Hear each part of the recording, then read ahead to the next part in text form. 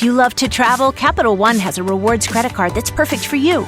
With the Capital One Venture X card, you earn unlimited double miles on everything you buy.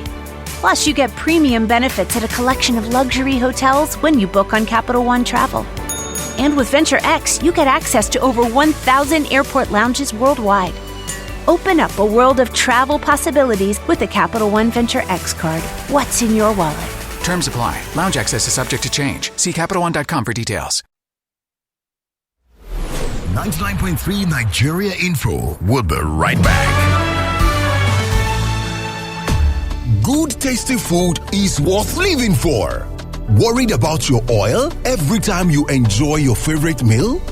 Introducing Golden Terra Smart Balance Oil. Smart Balance Rice Bran Oil is rich in gamma oryzanol. Several studies suggest that gamma oryzanol may contribute to the reduction of bad cholesterol. Golden Terra Smart Balance Oil. Good food, no worries. No buy am. But why? No see say this big bull bag of rice no get the new big bull holographic seal. Not true. Introducing the Big Bull Holographic Seal Tape, your favorite authentic Big Bull rice, 50 kg and 25 kg. Now with holographic seal tape. This is to ensure you get the premium product from Big Bull Rice. Do not buy if the holographic seal tape is not on the bag or is broken. Big Bull Rice. Tasty rice nourished you. As we mark another client service week, Cool FM, Wazobia FM, Nigeria Info, Kids FM, and Ariwa Radio want to thank and appreciate our reputable clients for your continuous patronage to our brands. All Seasons Zenith, Media Fuse, Media Reach OMD, Media Perspective, PhD Media, Equity Media Plus, Algorithm Media, Nitro 121 Media, Brands Yard, Maxi Media, Brand I Media, Media 100, Universal Macan, Media Seal, Globacom Media, and many more. We assure you that our outstanding and timely service delivery will always be our priority as we offer more to serve you better.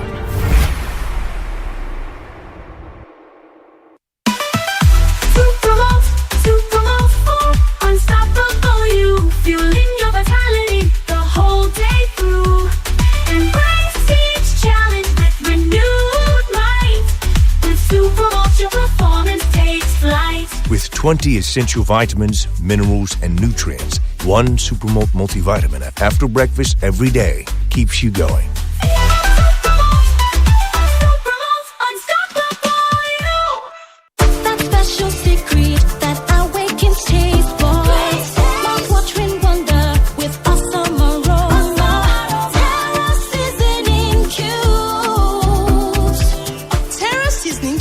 Turns your meals into a masterpiece. Unwrap joy, unleash taste. Hey, come cook with Terra Cubes. Come cook with Terra.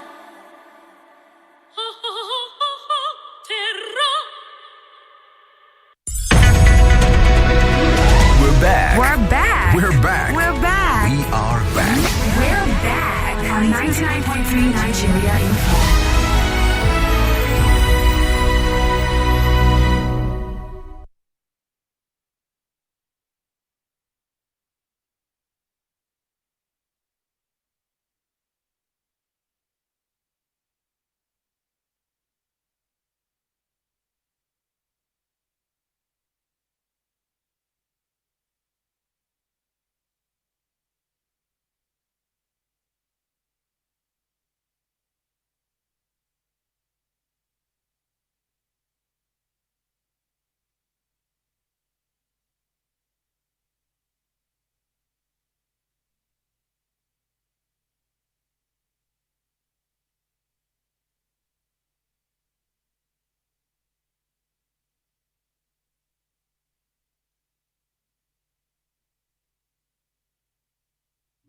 Stories around the world. 3,298 inmates on death row in Nigeria prisons. All in one platform. Plans are underway to evacuate Nigerians in Sudan. Let's talk sport. Let's talk information, news, and current affairs. It recommends that INEC should not be a defendant when we have election petitions.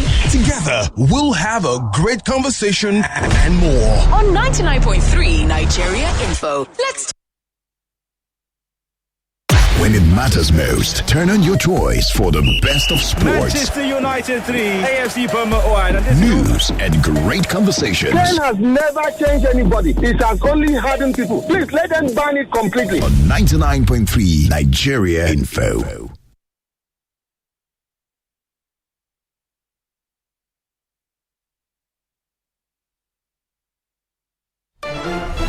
Stay informed and stay connected on 99.3. I think questions against Pengasyn is who are they fighting for? I mean, this Pengasyn is supposed to serve the interests of the country first. This incident has showed us from the design stage we lack safety culture. They're telling us that Nigeria's rental market is spiraling. You don't put personal interest above national interest. There are things that are in this country that some people travel to come and learn, like my culture. Oh, okay. The Independent National Electoral Commission has dismissed claims that Nigerians have lost confidence in the country's electoral system. So Nigeria is exporting oil, and Nigeria is also importing petrol. How about that? Well, what would have informed you rejecting an emergency case? That's what I'm saying. Gunshot wounds are emergency. It's always more conversation on 99.3 Nigeria Info.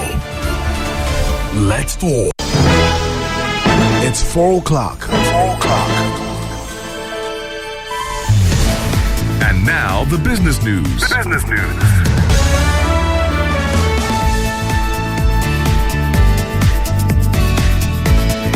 99.3 Nigeria Info. It's time for the business news. The Nigerian Senate says President Bola Tinubu's 2026 budget presentation may be delayed. The Senate Committee on Finance has directed the Finance Minister, Accountant General, and Budget Director to submit a full report on 2024 budget performance and 2025 capital projections by October 23.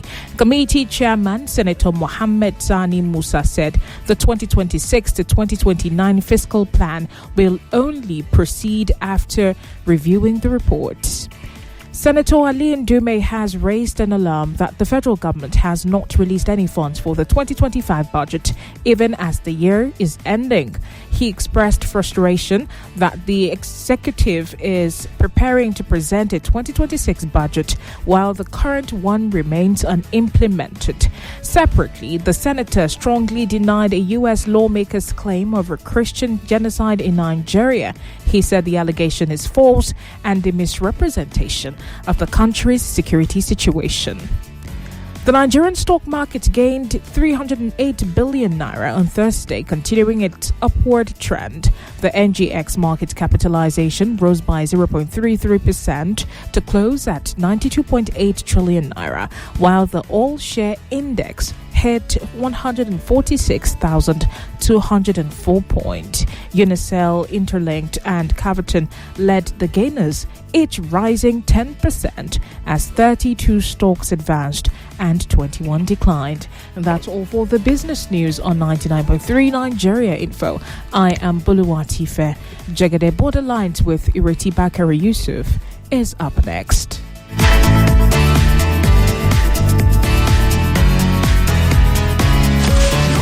Out of the conversation. It's great conversation all day on 99.3. 99.3 Nigeria Info. Let's talk. Above and beyond borders. It's Borderline with Ireti Bakare-Yusuf. From Washington to Beijing, Moscow to Abuja, London to Kigali, the world is shifting fast. Elections are shaping destinies, wars are redrawing borders, economies are rising and falling, and global alliances are being tested like never before. But what does it all mean for you? With a new administration and a new president in the White House trying to put an end to the war. I didn't know the historical context, what the state of Israel means for them. Join the fearless Ireti Bakare-Yusuf on Borderlines every Friday at 4 p.m. on Nigeria Info 99.3. as she dissects the biggest global events and their impact on world peace. Those who are not familiar with Israel or the war itself would not know much about the group breaking the silence. No spin, no propaganda, just deep insights and fearless conversations on the geopolitics shaping our world. People who will call and start telling you about the Bible prophecy about America and everything. See, America is not in the Bible. There's some people who just share the ideology of, yes, we and these people, we are equal, but they can't speak up. Borderlines on Nigeria Info every Friday at 4 p.m. The world is changing. Don't just watch, understand it. Nigeria Info. Let's talk. And it's a wonderful good afternoon. Lagos, Nigeria, Africa, the diaspora, wherever you are joining us from.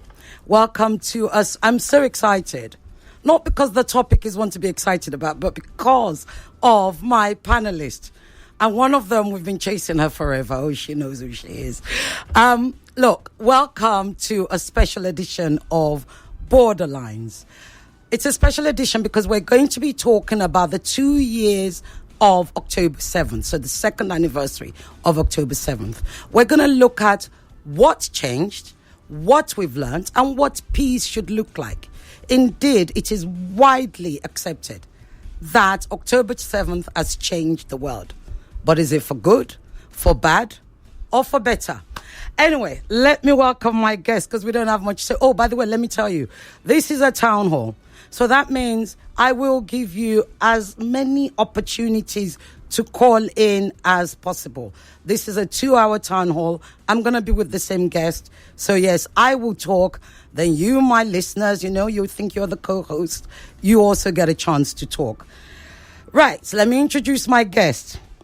Muin Rabani. He's the Middle East analyst and co-editor of Jadalia. Muin, welcome.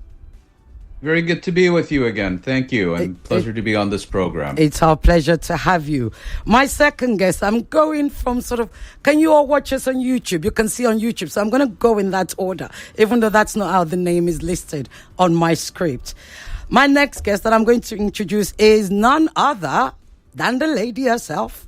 Yes, Dr. Shola Moss Shogbamimu. She's a lawyer, an activist, and political commentator, and she makes a lot of British people mad. Dr. Shola, how are you? Welcome to Borderlines. Thank you for having me. I mean, my mouth is known to get me into trouble sometimes, but it's all good trouble. Excellent. Look, I'm under instructions, otherwise I should be expelled from Nigeria if I do not say hello to Dr. Shola from my girlfriend, Chizom Mbonu. She said, you have to. I love her. Tell her I love her. So I've delivered the message because I know she's listening. Don't throw me out of the girlhood.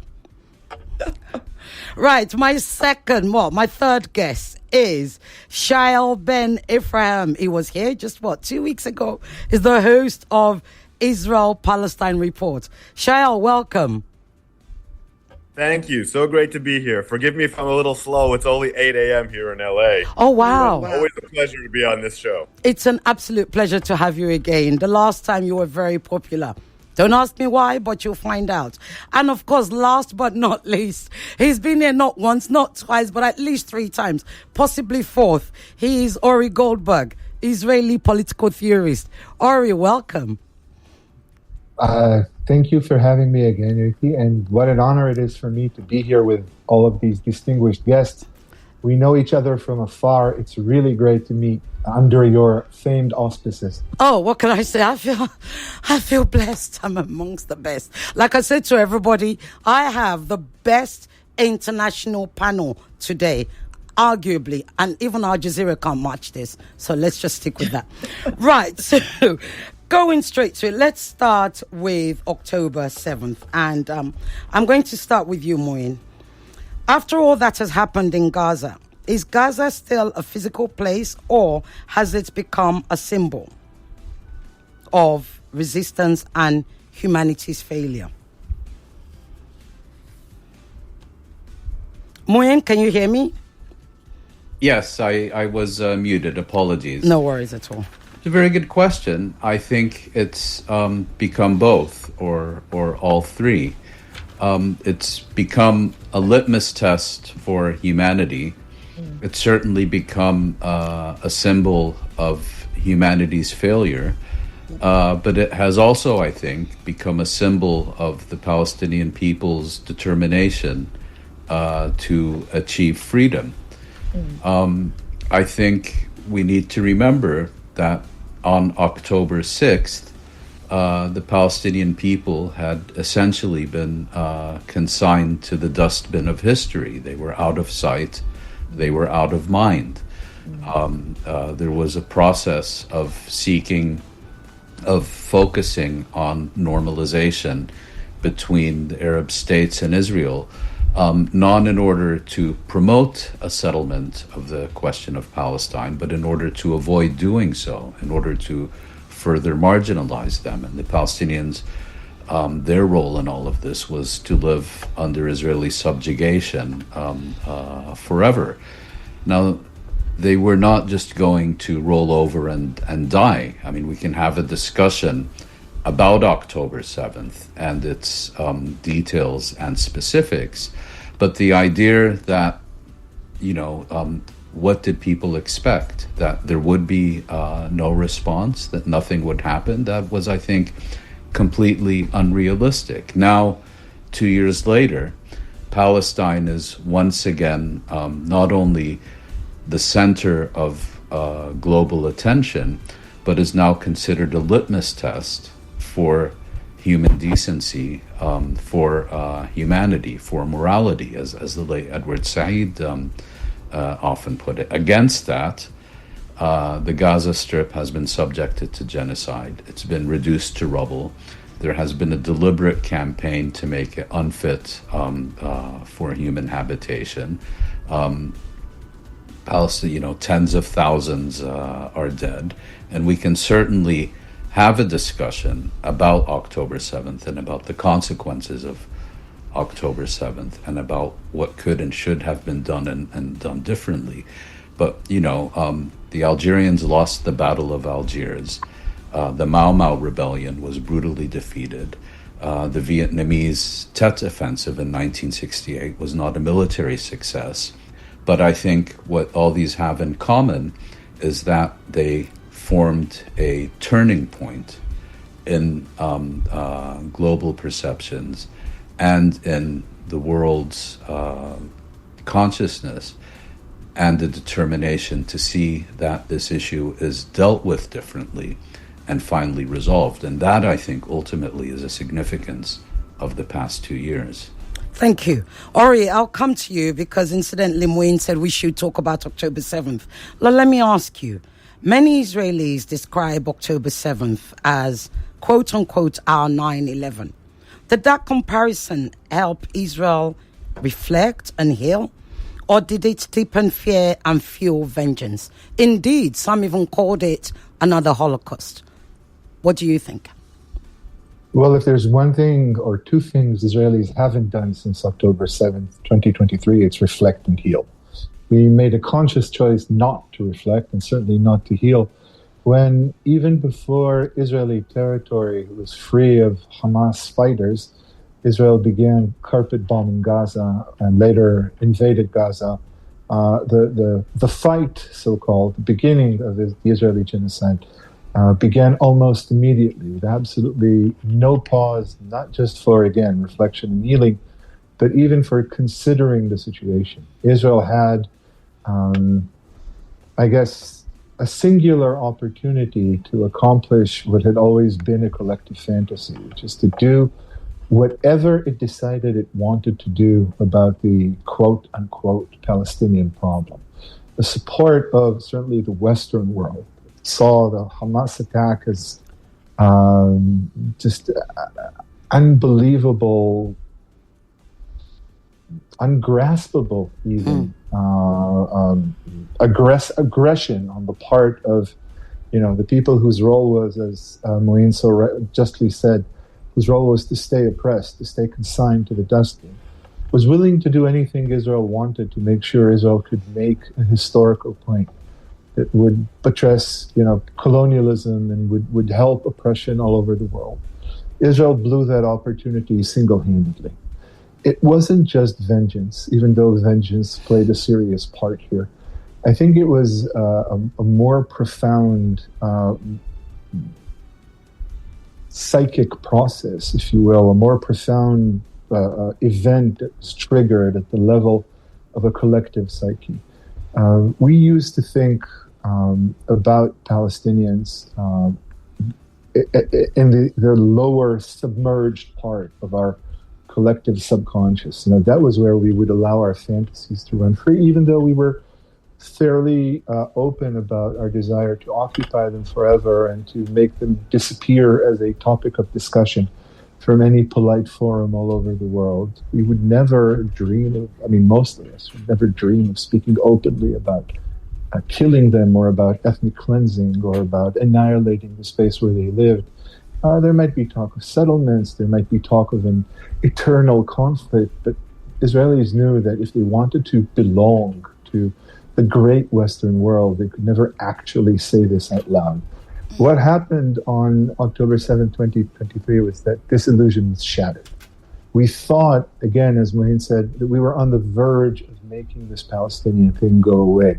A key word is normalization, which in Israel means both peace but not peace, and destruction but not destruction, or war but not war. We would have normalization with the Arab world, certainly led by the Arab world, led by the Gulf monarchies, because we would strike a deal and the Gulf monarchies would turn a blind eye regarding the Palestinians. They never cared about the Palestinians anyway. And we would have normalized the Palestinian issue, meaning we would have had the world completely accepting the Israeli occupation as simply the state of things, the objective, natural state of things. October 7th, 2023 shattered the illusion of normalization. Nothing apparently was normal. And that meant that those parts of our collective id, the fantasies and the nightmares, that, where the darker elements of our soul suddenly rushed to the forefront. And not only did they become normative, they became the new morality. We could suddenly not just speak about them freely, we could strive for them, we could present them. And that is probably the highest praise we could give them. We could present them as factual and inevitable. Of course, you had to ultimately resort to ethnic cleansing and annihilation. What else were you going to do? Mm-hmm. What other program, incremental, gradual, polite as it may be, could actually resolve the problem that erupted so violently on October 7th, 2023? So it was bigger than vengeance. It was really having our collective psyche rattled because we thought we had this under control. And those pesky Palestinians showed us that we most assuredly did not. Thank you. Dr. Shola, it's interesting. It's a good segue to my question to you. What Ori just said, he wrapped it off, which is the moral contradictions, which you've often spoken about. What did October 7 reveal about the limits of global empathy and the politics of selective outrage? Okay, first of all, I just want to say that I follow Ori online on X. I swear to God, when I started following his account, I said, Jesus, thank you, God. Such, a breath of fresh air. I think I even put out a tweet saying, you all better start following this guy, okay? He's talking sense. And you know how I get excited about people talk sense, right? I follow Shail too. Maureen, I've just started following. Anyway, let me try and answer your question. I think we should first of all recognize that before October 7th, a lot of people around the world were walking around asleep about what Israel was, what Zionism was. Our collective humanity, and I put my hands up, I'm one of them. Our collective humanity had not registered the horror that was Zionism and what Israel was doing. You hear about in fact, in our news cycles, they call them like skirmishes or attacks. It's like a flash in the news. It comes in and goes out. So you don't even have time to register. And when that information comes in, it throws in words like terrorist this, terrorist that. It's a few minutes and it's gone. Okay, so you don't have time to really digest. But oh my God, October 7th opened the eyes of the entire world, definitely opened my eyes. And I think what it has done, in answer to your question, what it has done is made people understand how much we've been lied to about everything. I remember the day I woke up shocked, and people, I know I look young, but some of us are actually we're aging quite gracefully. But the day I woke up in one day in this last 2 years to realize that the world that I thought I knew is not the world that I'm existing in, that everything that was meant to be right is actually wrong, and everything that is wrong is right. Because I could not understand for the life of me how anybody could come on my TV screen or radio station or, in the media or the social media platforms and defend the freaking indefensible. My apologies for my French. That's not a swear word in Nigeria. I know, but I'm just trying to... I could not understand it for the life of me. I was literally almost losing my mind. Day in, day out, which is one of the reasons why I make it my business to amplify voices of Jewish people who I know are speaking out against this genocide and against the actions of the Israeli state. Because in the UK, they are not platformed, they are not amplified. It's the Zionists who are amplified, be them Zionist Jews or Zionist Christians. Those are the loudest voices. So I think what October 7th has done is to destroy the illusion of what democracy is, the illusion of what we thought humanity was, the illusion of equality. Countries like the United Kingdom saying, we're the bastion of democracy, we're at the forefront. Bullshit. And that might be a swear word in Nigeria, but please, Nigerians, forgive. There's no other word I can use to quickly, to kind of like encapsulate what I'm trying to say here. Because the reality here is that I have my government, the British government, coming out and trying to describe October 7th as the worst thing that's happened to Jews since the Nazi Holocaust, which we all know is actually not true. I mean, it's what happened in Argentina how many years ago where more Jewish people were killed. But I understood that there was an intention to this narrative.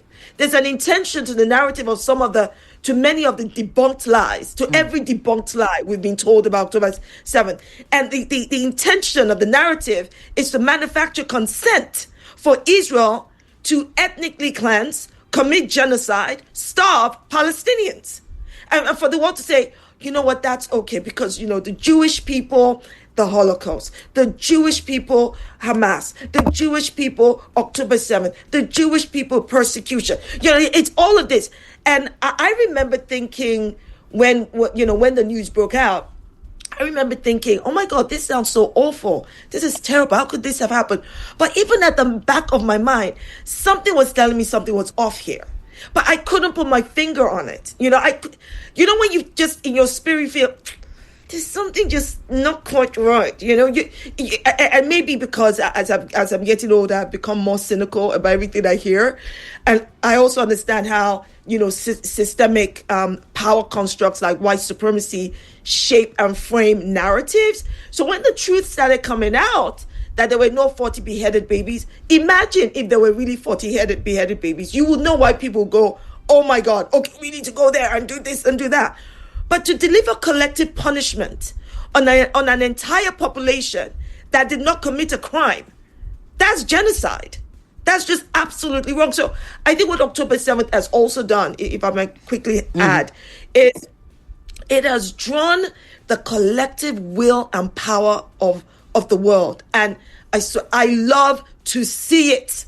I love to see people from different faiths, race, ethnicity. I mean, the power of the people from country to country, city to city, coming out to say free Palestine, coming out to say this is wrong, this is unacceptable, and also fighting for our rights to say that, listen, we can be compassionate about the horrific deaths that happened the horrific killings that happened on October 7th. We can be absolutely compassionate about civilians losing their lives. You understand? Absolutely. Yeah. But we can equally be enraged that hundreds of thousands of innocent civilians are being killed because you are telling us that as a state, you have a right to do so. No, you do not have the right to do so. So I think October 7th has definitely reshaped our thinking about who, for instance, what the foreign policies of our governments are, whether it's America or the United Kingdom, about what democracy is,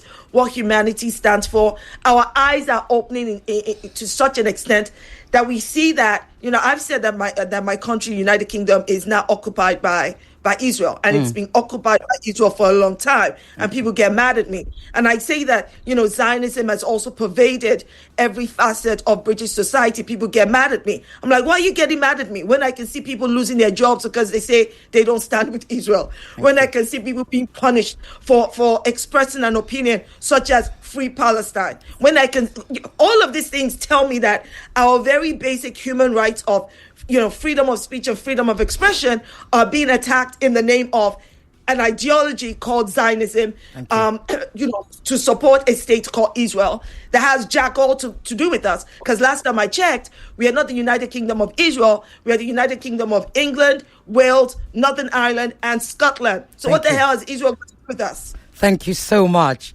Shael, you've got to follow that. I can see you already smiling. I can see your face already. So let me ask you, Shael. I yield my time to the lady.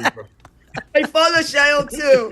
Shael, I think what I'll bring out of there is this idea of, and it's a commonly believed thing that manufactured consent. So as somebody who, you followed this conflict closely within Israel, how do you think the events of that day transformed, one, the way Israelis see themselves and how the world sees Israel? Yeah, so I think my surprising answer regarding how Israelis see themselves is that on a very meta level, it didn't affect how Israelis see themselves at all. Israelis see themselves as victims, eternal, righteous victims. That's the self-perception of Israelis. Always has been, always will be. And this just confirms the sense that Israelis have that all Palestinians want to kill them, that the whole world hates them, and that the only way that they can survive is by using military force, and in the case of many Israelis, through divine right and divine intervention.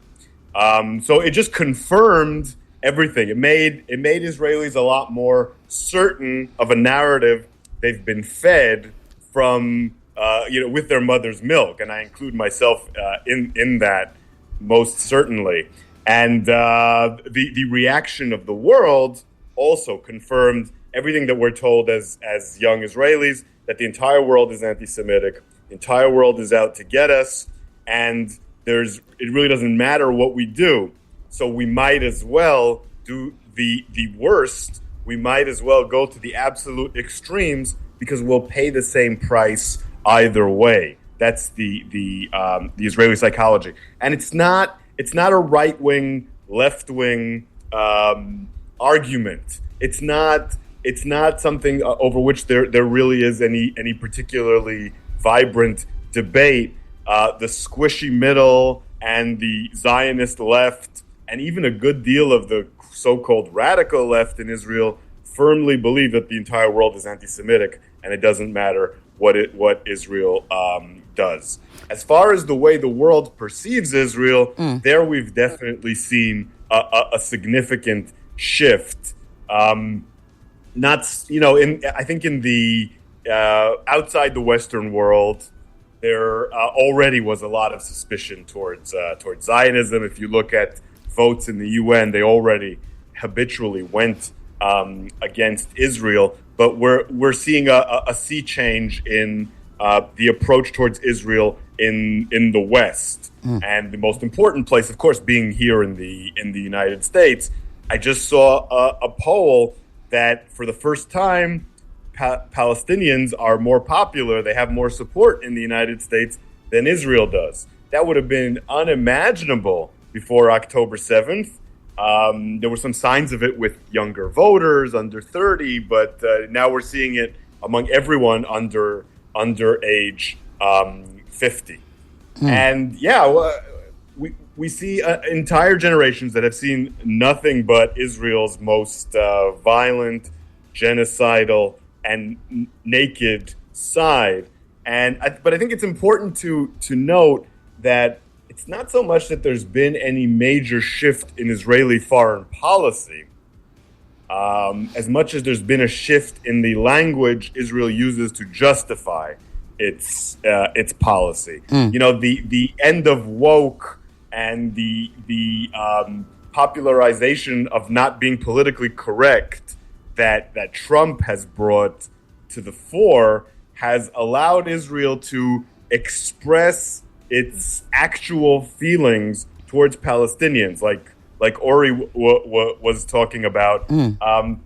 If the need to destroy and eradicate the Palestinian presence between the River Jordan and the Mediterranean was always a part of the Zionist psyche, now there was no reason to hide it anymore, and that has had a very significant effect on the on international opinion. It was a terrible mistake on the part of Zionism and on the part of Israel to actually start telling the truth. In many ways, Zionism has never been more honest than it is now, and that was a terrible mistake because you see babies being killed and you see people explaining exactly and very honestly why they're being killed.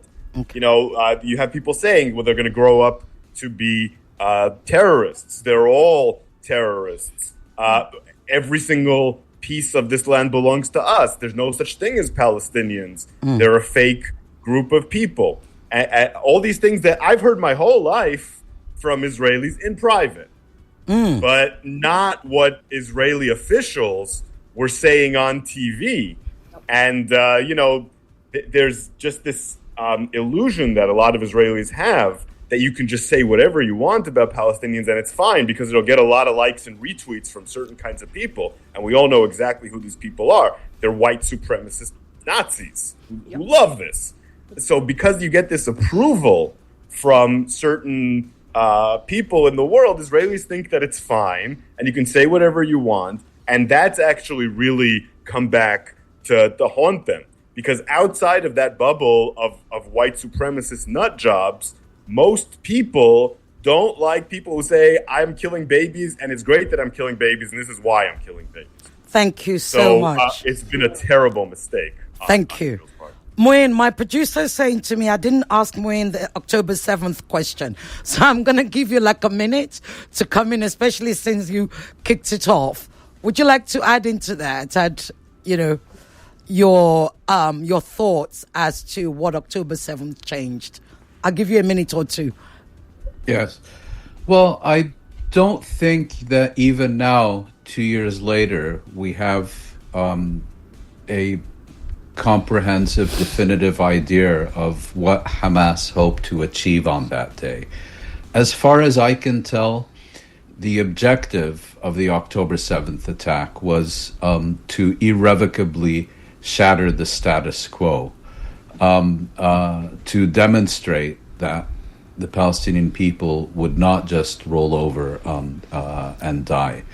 I haven't seen evidence that it was launched in order to reach a specific military or political or other objective beyond that general ambition, let's say. And in that, it certainly succeeded.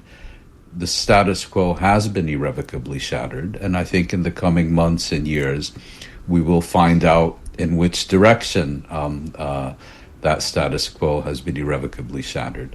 Secondly, as has been said, you know, it's presented as the largest massacre of Jews since the Holocaust.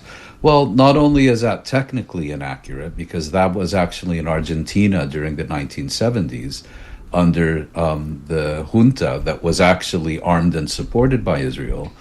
But more importantly, it seeks to place Palestinian resistance and opposition to Israel within the framework of the persecution of Jews in Europe. In other words, when Palestinians take up arms against Israel, they're nothing but an extension of European anti-Semitism and the German Holocaust against Europe's Jews.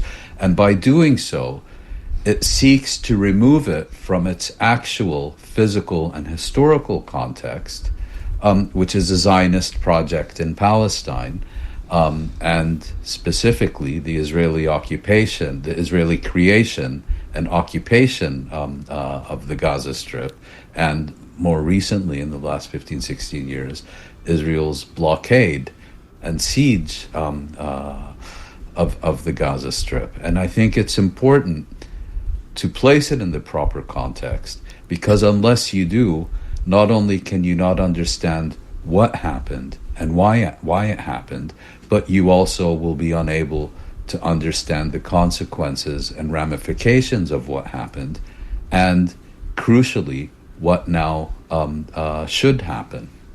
Thank you. Right, I can pick up your calls because I understand you're calling. So let's be clear. We have 10 minutes left in this first round.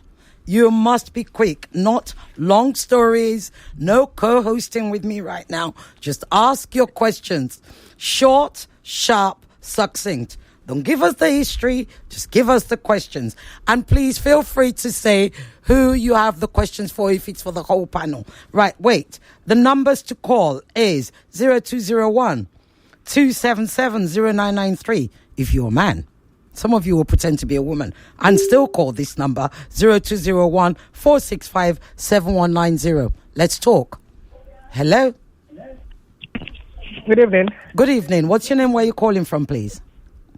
My name is Namdi. I'm calling from Lagos. Go ahead. You have 30 seconds. Your question, please. Okay, so my question is to your guest. Which one? I want to know... Which one? All of them. All of them, okay. All of them. Okay, I want to know if this October 7 would have been prevented if the Palestinians had accepted their independence way back in 1937, 1947, or 1948. Okay, thank you very much. Thank you. Right, in case you didn't hear that, that question was, could October 7th have been avoided if the Palestinians had accepted the partition of Palestine in 1948? Please write that question down.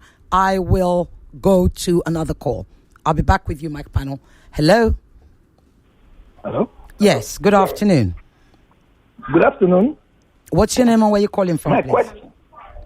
I'm calling from Surulere. Okay. Hello? Yes, I can hear you. Yes. My question to all of them is that, what is the optimism as to Trump's deal? If the Palestinians were back in Gaza. Okay, Pastor, but I must say we're still in October 7th. We're not talking about peace and the negotiation yet. Do you have any question to do with October 7th? October 7th? Yeah. The October 7th? Yeah. I want to know how far it has gone to change the world order. Okay, thank you. In terms of politics. Thank you very much. So that's Pastor Gbadamosi. He's a regular caller. Again, you might need to write this down. Then I'll pick up the third call and I'll give you all a minute to answer because they're giving the questions to all of you. What Pastor Gbadamosi said is, how has October 7th changed the world global politics? Right. Last call I'm going to pick in this round. Hello. Good evening, Sisioge. Good evening. Go ahead, Maduka. Yeah, to any of them. Having dealt a blow to Zionism by exposing them, as the guest had said, can Hamas willingly say, "Hooray, Eureka! We can afford to disband now," and because we have achieved our goal to an extent? Is it something? I don't understand. Can Hamas say what? Sorry, just say that again, please. Can they afford to disband like part of the plan? Okay, yeah, all right, thank you. Say that. Okay, thank you. I'll help Maduka rephrase that. So it's to do with October 7th again. I can't answer that call. Please, you can't call anymore. You'll have to call in the next round. Let me put these questions to my guest. So the third question is, having October 7th, having been successful in October 7th, this is Hamas. Is it time for Hamas to say, you know what, we've achieved what we intended to achieve? We have exposed Zionism for what it is. Right, when you're on my screen, let me know if you want to answer all the questions, in which I will still only be able to give you 1 minute because we don't have time, as you know, this show. Or just pick any of them you want to answer. I'll answer all three very briefly. Okay. Would October 7th have happened without the occupation and with Palestinian statehood? Mm-hmm. I think the answer is clearly no. And if it had been by a different group, it would have been on an exceptionally smaller scale. Yes, October 7th has changed the world order, so far for the worse, in that we see a concerted effort to dismantle international law and international legal institutions. But that is how the future is going to be decided, and there's enormous global pushback.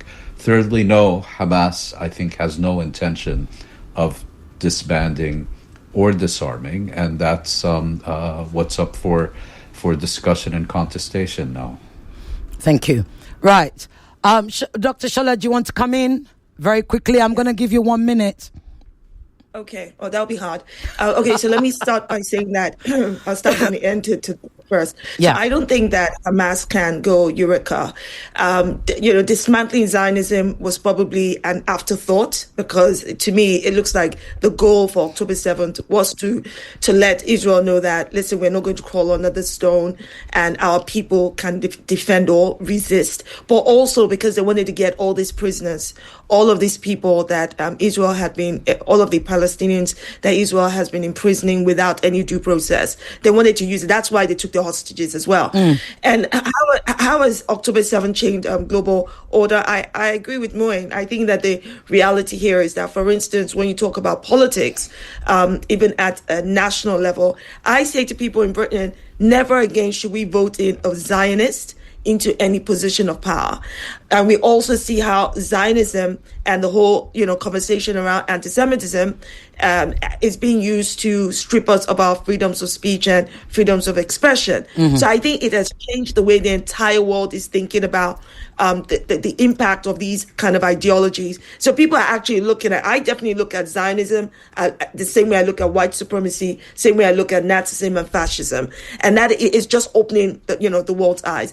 And can I just say to the first caller, if Palestine, if the state of Israel had not been forcibly and without consent of Palestinians created on Palestine land in 1948, there would have been no October 7th, in my opinion. And two, October 7th is always spoken in the context of what happened to Israeli Jews, without being spoken to in the context of the thousands of October 7th that have happened to Palestinians for 76 years. So I think we need to put it in that context. Thank you very much. Shael, are you able to answer all three, or do you want to pick one?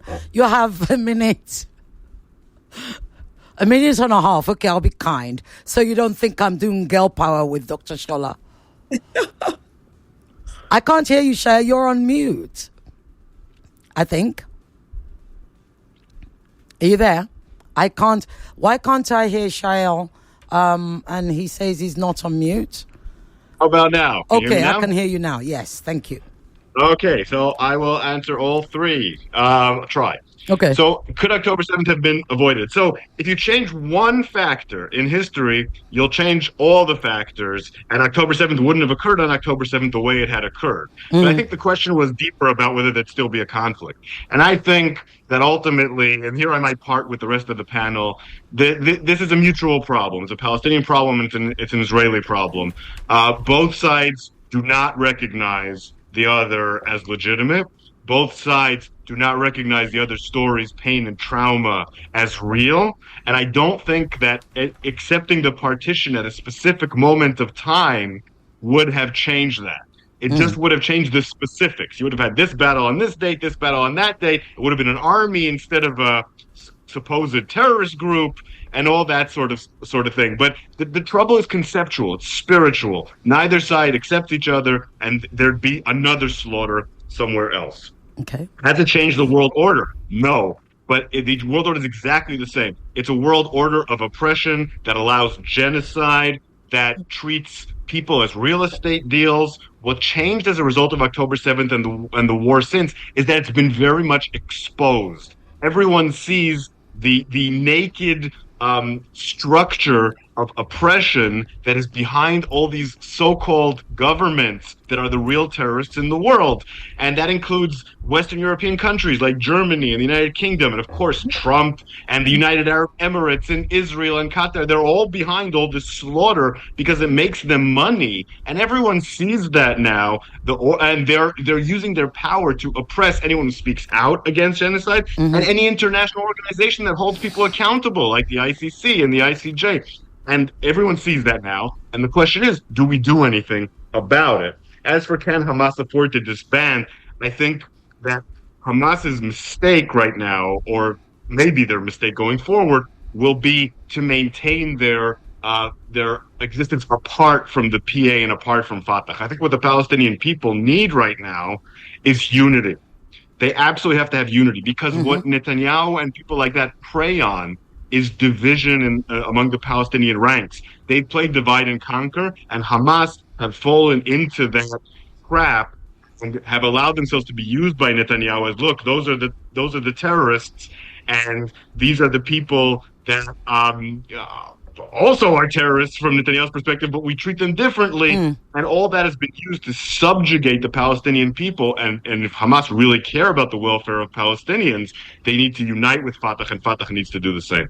Thank you. Ori, are you there? Sure. Last but not least, yes, I'm going to give you a minute and a half. All questions or one? You're very good. I'll try for all of them.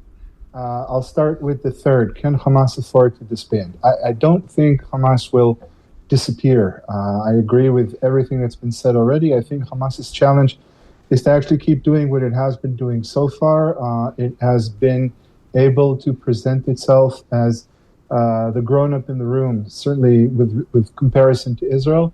If it only maintains its inevitability, it doesn't have to make any overt gestures. It doesn't have to claim any real sovereignty. If Hamas can simply remain, part of what's happening, I think Hamas will come out of this process eventually existing fully. As for world order changing, I think I agree with Shael. What October 7th did was expose everything to the naked eye. I think the mechanics and the logic of many political discourses are changing now. I think it's slow. I think there's a lot of resistance on the parts of the most powerful all over the world. But I think the dynamic is changing subtly. I can see it. I can see a sense of community among the people who are speaking out against this world order, and I am optimistic on that regard. I agree it's slow. I agree it's cumbersome. I agree it's only beginning. Would October 7th have happened in an alternative world? I think that, again, I'm not talking about the physics of time travel or alternative history. I think that what we have seen over the past years has much to do with the fact that we are now speaking in October of 2025.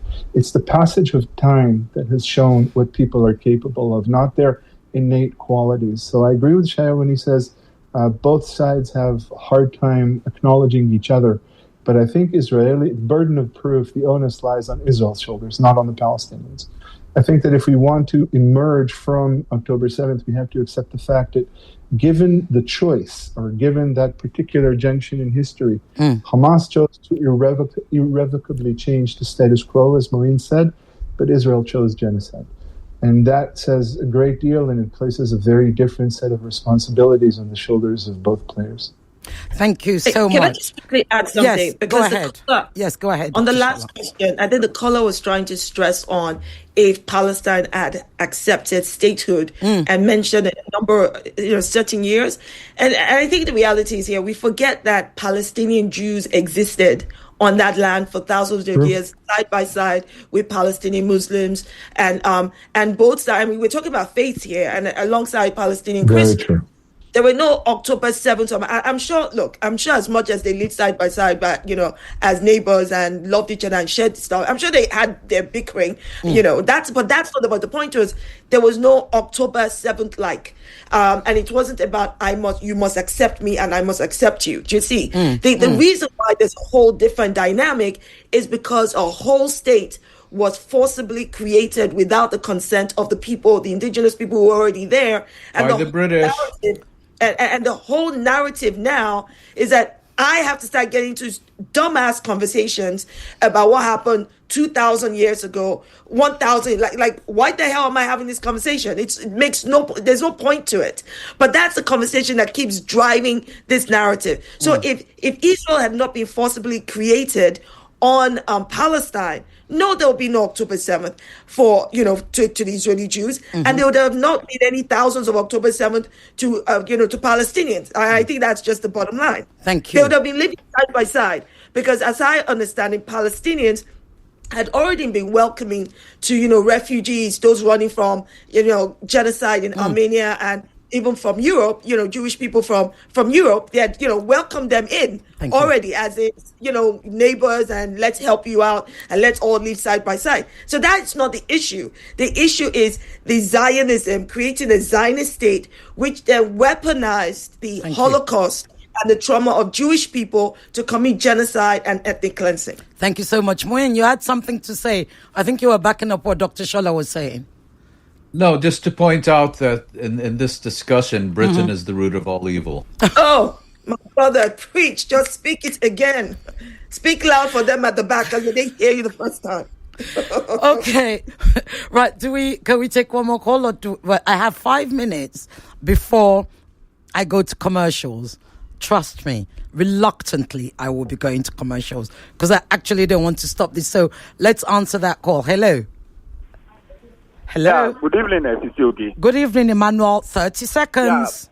Yeah. Well, this question has created division. Personally, I believe that the Israeli government deliberately said that October 7th will happen. Okay. Because they have military barracks, everywhere, and they have the capacity to counter, that offensive. What's your question, Emmanuel? My question is, did the Israeli government deliberately allow October 7th to happen because he had information from Egypt to carry out this genocide? Thank you very much. Keep listening. Is there any other calls? Okay. Emmanuel, as you all know, we've all heard it. There's another call coming in. But write that down. Did Israel allow October 7th to happen? Right. Hello. Very quickly. Okay. I've got 3 minutes or so before I go to commercials, right? 4 minutes. Okay. Let's talk. Hello. Hello? Hello? Hello? Good afternoon, Sisiogi. Good afternoon. Yeah, this is the merchant man. Okay, merchant man, very quickly, short, please. Yeah, my question is on the cause of the attack during the 7 October issues. Yeah. Some of the kidnapped victims of Israeli citizens were killed. Now, if the Hamas group are being asked to produce all the hostages and they are not able to provide those that were killed, will it not affect the peace process? Thank you very much. Okay. Yes. Well, my people are jumping to peace and we still have lots to go. Let me, I can't answer that because you're going to kick me off because commercials. Right. Let me come to who hasn't spoken. There's so many questions. The phones are ringing off the line. Doctor, shall I take one of the questions? Which one? You have 30 seconds. They're literally throwing me off for commercials. The first question was, did Israel know? Could they have stopped? Yes, the answer is yes. Absolutely yes. Okay. And yes, God Almighty, we know yes. Okay. And I think that Israel not only knew, Israel let it happen because it's now known that Israel was well aware a year before. We also know that Israel funded Hamas and allowed Qatar to send money to Hamas. we also right now also understand that this was probably part of Israel's expansionist general, greater Israel plan. So they knew it was going to happen. They wanted it to happen. They didn't stop it happening to their own people. And they went in the October 7th and killed at least half of the people that were killed on October 7th were killed because of Israel's Hannibal directive. So the IDF killed Israelis themselves. Thank you. Right. How long have I got to commercials? Who wants to take the second question? Muin, go ahead. You have your hands up. If I could just respond to that. You have 30 October seconds. 7th Yeah. is seen as the most severe security failure in Israeli history, even greater than the Egyptian-Syrian offensive on October 1973. And I don't think there's any world in which Israel could have prevented this, had knowledge of it, and decided to let it happen in order to subsequently gain advantage. So I respectfully disagree on that point. Oh, we need to get into this. Okay, we will. Ari, you want to say something? 30 seconds, very quickly. I want to say something on this. Yeah. On this as well, I agree with Muin, and I also respectfully disagree with Dr. Shola. And I think that when you say Israel knew about this, let this happen, you give the Israeli defense establishment too much credit, and second, you don't give enough credit to the profound racism and feelings of superiority, even supremacy, that Israelis had with regard to Palestinians, and specifically with regard to Hamas. The reason October 7th happened is because Israelis were fully convinced that no matter what Hamas threw at them, they would be able to annihilate Hamas should they so choose. I think that's the number one reason, and I think that should be taken on board because it says a lot about the mindset. Thank you. They tell me I've got 60 seconds. Shell, do you want to add anything? Yeah, I'd love to. 30 seconds, apparently. Yeah? Gestures are going all over the place. I think it's somewhere in between. Israel did not allow it to happen in the sense of, they're going to kill all these Israelis, let's let it happen. But they did play with fire intentionally for a very long time. And they funded Hamas, as Shola said. 9. And 10. And that created the atmosphere where this could happen. Thank you. That threat. We'll be right back after this commercial so my people can grab some glass of water and take a quick break. Be right back. They're just kids making a big difference in small ways. Join us for the 17th Indomie Heroes Awards as we celebrate extraordinary children doing the incredible. Tune in on October 11th at 5 p.m. on Africa Magic Family. Watch again on October 12th at 3 p.m. on NTA, 6 p.m. on Channels TV, and 5 p.m. on AIT. Then October 13th at 6 p.m. on TVC. Indomie Heroes Awards, celebrating unsung heroes. Don't miss it. Hey, Omo! See package! This is what I call full house. Yes, sir. That's me. Who's talking about you? I'm talking about this Peak Yogurt Drink Full House Pack in your hand. The Peak Yogurt Drink 1 liter Full House Pack with more refreshment contains fresh cow milk. Share and enjoy full house goodness filled with essential vitamins and minerals. Peak. Reach for your peak. New Lafarge Water Shield Cement now confirm. Number 1 waterproof cement for Niger. Yeah. Ogbonge cement for waterlogged areas. Number 1 waterproof cement for Niger. Yeah. New Lafarge Water Shield Cement number 1. New Lafarge waterproof cement now confirm. One time. Put full stop for water wahala. With Lafarge Water Shield Cement, water go collect. If water jam house, or the shit. Lafarge, na confirm. Cement, new Lafarge Water Shield Cement, na confirm. Put full stop for water wahala. Wetin happen? Omo, every time I do small transaction, they don't slam me with Orishirishi extra charges, SMS alert, bank transfer, even bill payment sef.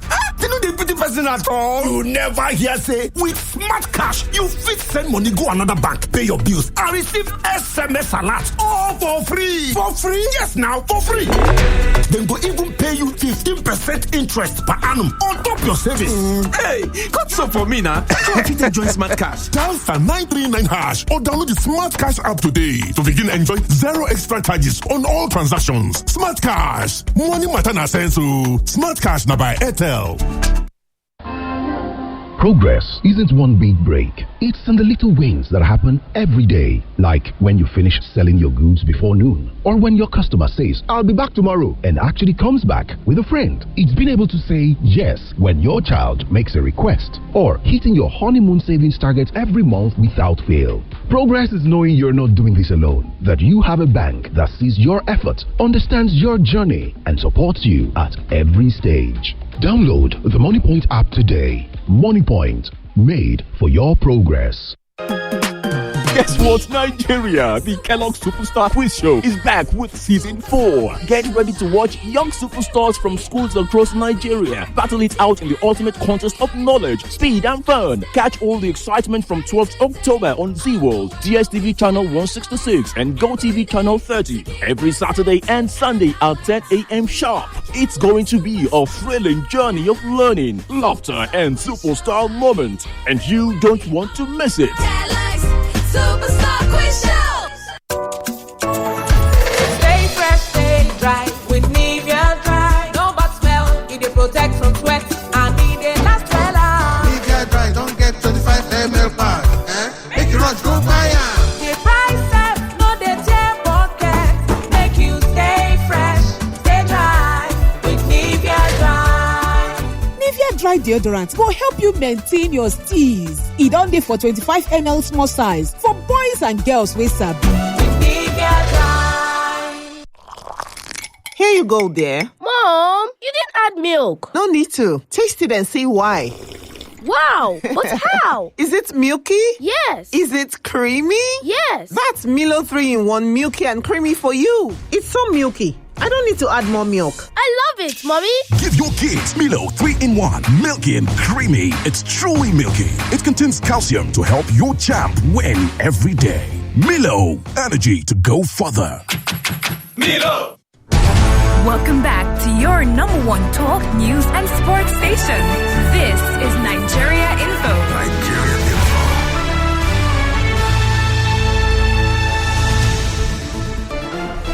Stay informed and stay connected on 99.3. I think questions against Pengasiners, who are they fighting for? I mean, this Pengasin is supposed to serve the interests of the country first. They're telling us that Nigeria's rental market is spiraling. Don't be left out of the conversation. It's great conversation all day on 99.3. 99.3. Nigerians have lost confidence in their country's electoral system. So Nigeria is exporting oil, and Nigeria is also importing petrol. How about that? Well, what would have informed you rejecting an emergency case? That's what I'm saying. Gunshot wounds are emergency. It's always more conversation on 99.3 Nigeria Info. Let's talk. Be part of the discussion. It's Borderline. On 99.3 Nigeria Info.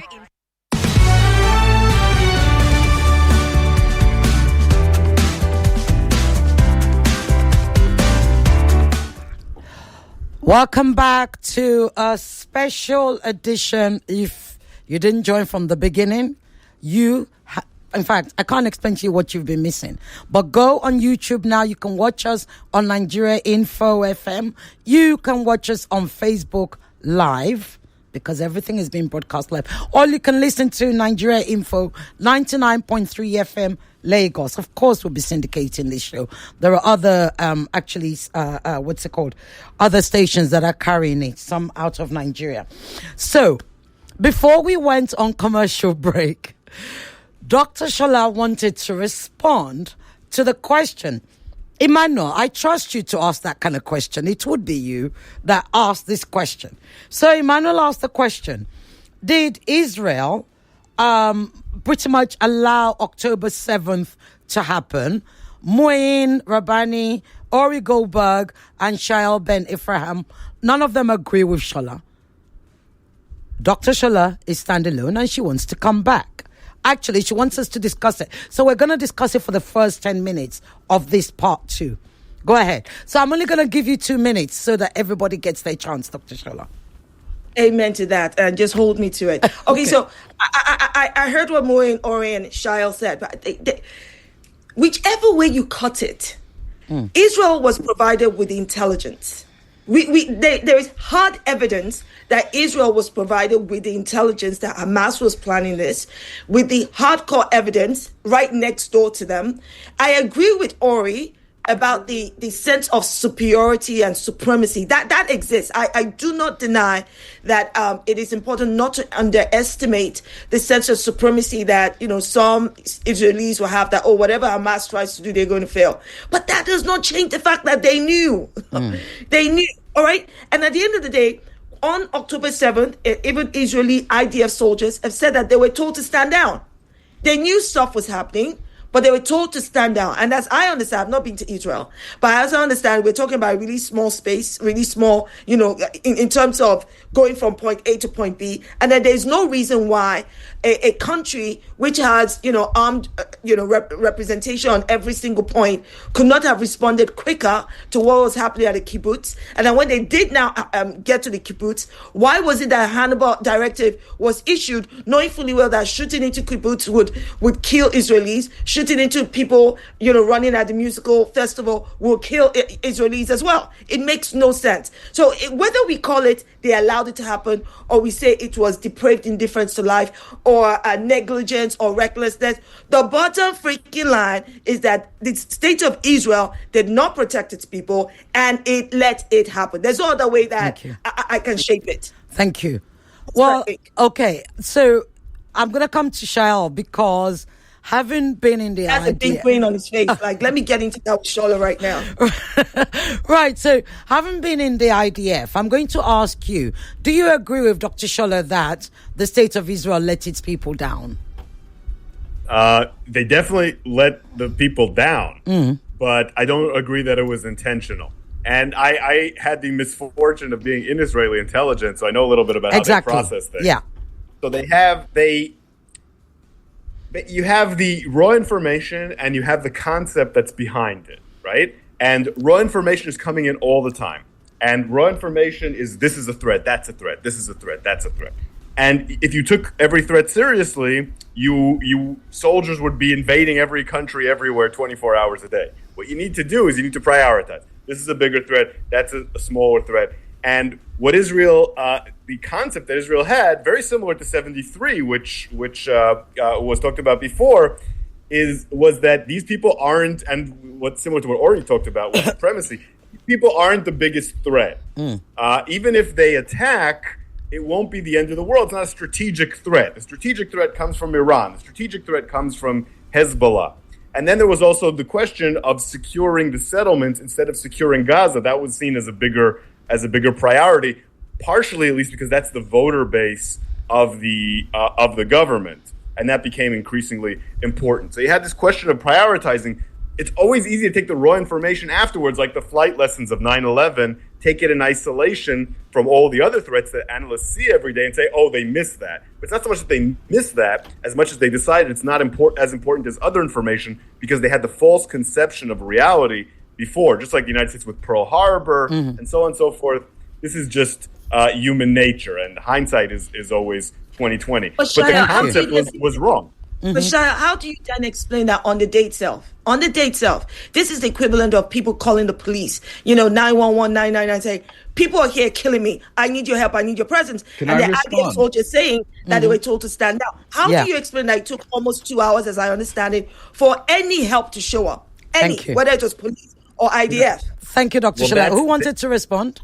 I'd like to respond, please. Okay, and then Shael, you'll be able to come. Yes, go ahead, Moeen. Shael mentioned 1973 and Hezbollah, which I think is very relevant. The difference is, in 1973, Israel was provided credible information very late in the day that Egypt and Syria planned to launch an offensive, but for reasons of their concept of their adversaries, decided not to take those warnings seriously. and those warnings came from senior sources, and were dismissed by the highest levels of the Israeli government and military leadership. In 2023, Israel only received raw intelligence, as he said, and maybe a few warnings from very junior staff on the ground outside Gaza, and were dismissed before they even went up the command chain. And part of the reason is because, as he said, Israel had persuaded itself that it had successfully engaged Hamas in the Gaza Strip, and that the worst Hamas, or the best Hamas could do, would be like a wasp stinging an elephant. And part of the reason is because the one adversary it did take seriously and did view as a competent threat was Hezbollah. And as we learned last year, for many, many years, Israel had devoted all of its intelligence resources and preparations for the northern front rather than the Gaza Strip in the southeast and southwest. And I think those are very relevant factors. Again, there is no way that any leadership, Israeli or others, is going to allow the most severe security failure in its history for political or other advantage, particularly given that this concept of deterrence and total security is absolutely central to the Israeli state. Thank you. I wanted to wait till you finish, because I was really urging you to say something, because I think that Israel just proved you wrong when you say that there's no state, government that would do that. Israel proved you wrong, because the last 2 years, Israel has been indiscriminately bombing the entire Gaza with all of the Israeli hostages in there, and they're intentionally doing so, because I use the word intentionally, because they don't care if their own people get killed. Yeah, but that's an entirely separate dynamic. I beg to differ. It's not a separate thing. That's the same mentality they use to murder their own people on October 7th. And it's the same mentality, because nobody has answered the question I posed after Shael, which is that on October 7th, the people at the kibbutz and the people at the music festival were calling, like they would call 911, come help me, there are people killing, and nobody showed up. Yes, that's an excellent point. Why? That's an excellent point. And the reason soldiers were told to stand down. Yes. Okay. The reason is that Hamas successfully knocked out many of the communications infrastructure around the Gaza Strip. And as a result, the Israelis did not have a proper understanding of the scale of attack, and were therefore very slow to respond, and could not respond rapidly enough in a sufficiently organized manner. I'm sorry, that makes no sense to me. Okay. Wait, I'm sorry, but if I am, listen, one person, I'm so sorry. Let me just that, because I'm sure people are thinking exactly what I'm thinking. If I'm one person that calls the police to say there are armed robbers in my freaking house with guns, what does it matter? And I'm actually speaking to the police. What does it matter what scale, i.e. 10 other houses are being attacked before the police shows up? In the name of God and all that is good. What difference does the scale matter? Nobody showed up. That's the point. They knew what they were doing. Okay, right. The person I'm going. No, not at all. This is engaging. People are loving it. Thank you so much. They can see that it's not scripted, so that's what we want. But for this section to close, I'm going to give Ori, who is the only person I think that hasn't spoken. Ori, do you want to wrap this session up? So then I will go to the next round. Do you have anything at all to say? I do, and I'd like to do it by performing, a slight zoom out for a second. Okay, let's zoom out. The reason that I side with Moeen here, although I agree with a lot of what Dr. Shola is saying, it makes a lot of sense. The reason that I ultimately side with what Moeen is saying is because it is exactly this form of Israeli behavior that Moeen is describing that fits what all four of us have been saying about Israel on your program for the past hour, but also on social media for a very, very long time. This is exactly the collective psychological makeup of a rotten establishment. of a system built on disregard, a system built on racism, a system built on condescension. I have some experience working with IDF intelligence. They are very, very good at creating assessments that provide, as Moeen said, strategic briefs, or as Shael said, I forget. They providing strategic briefs. This is what they'll do in the long run. This is what they'll do in a year. This is what they'll do in 2.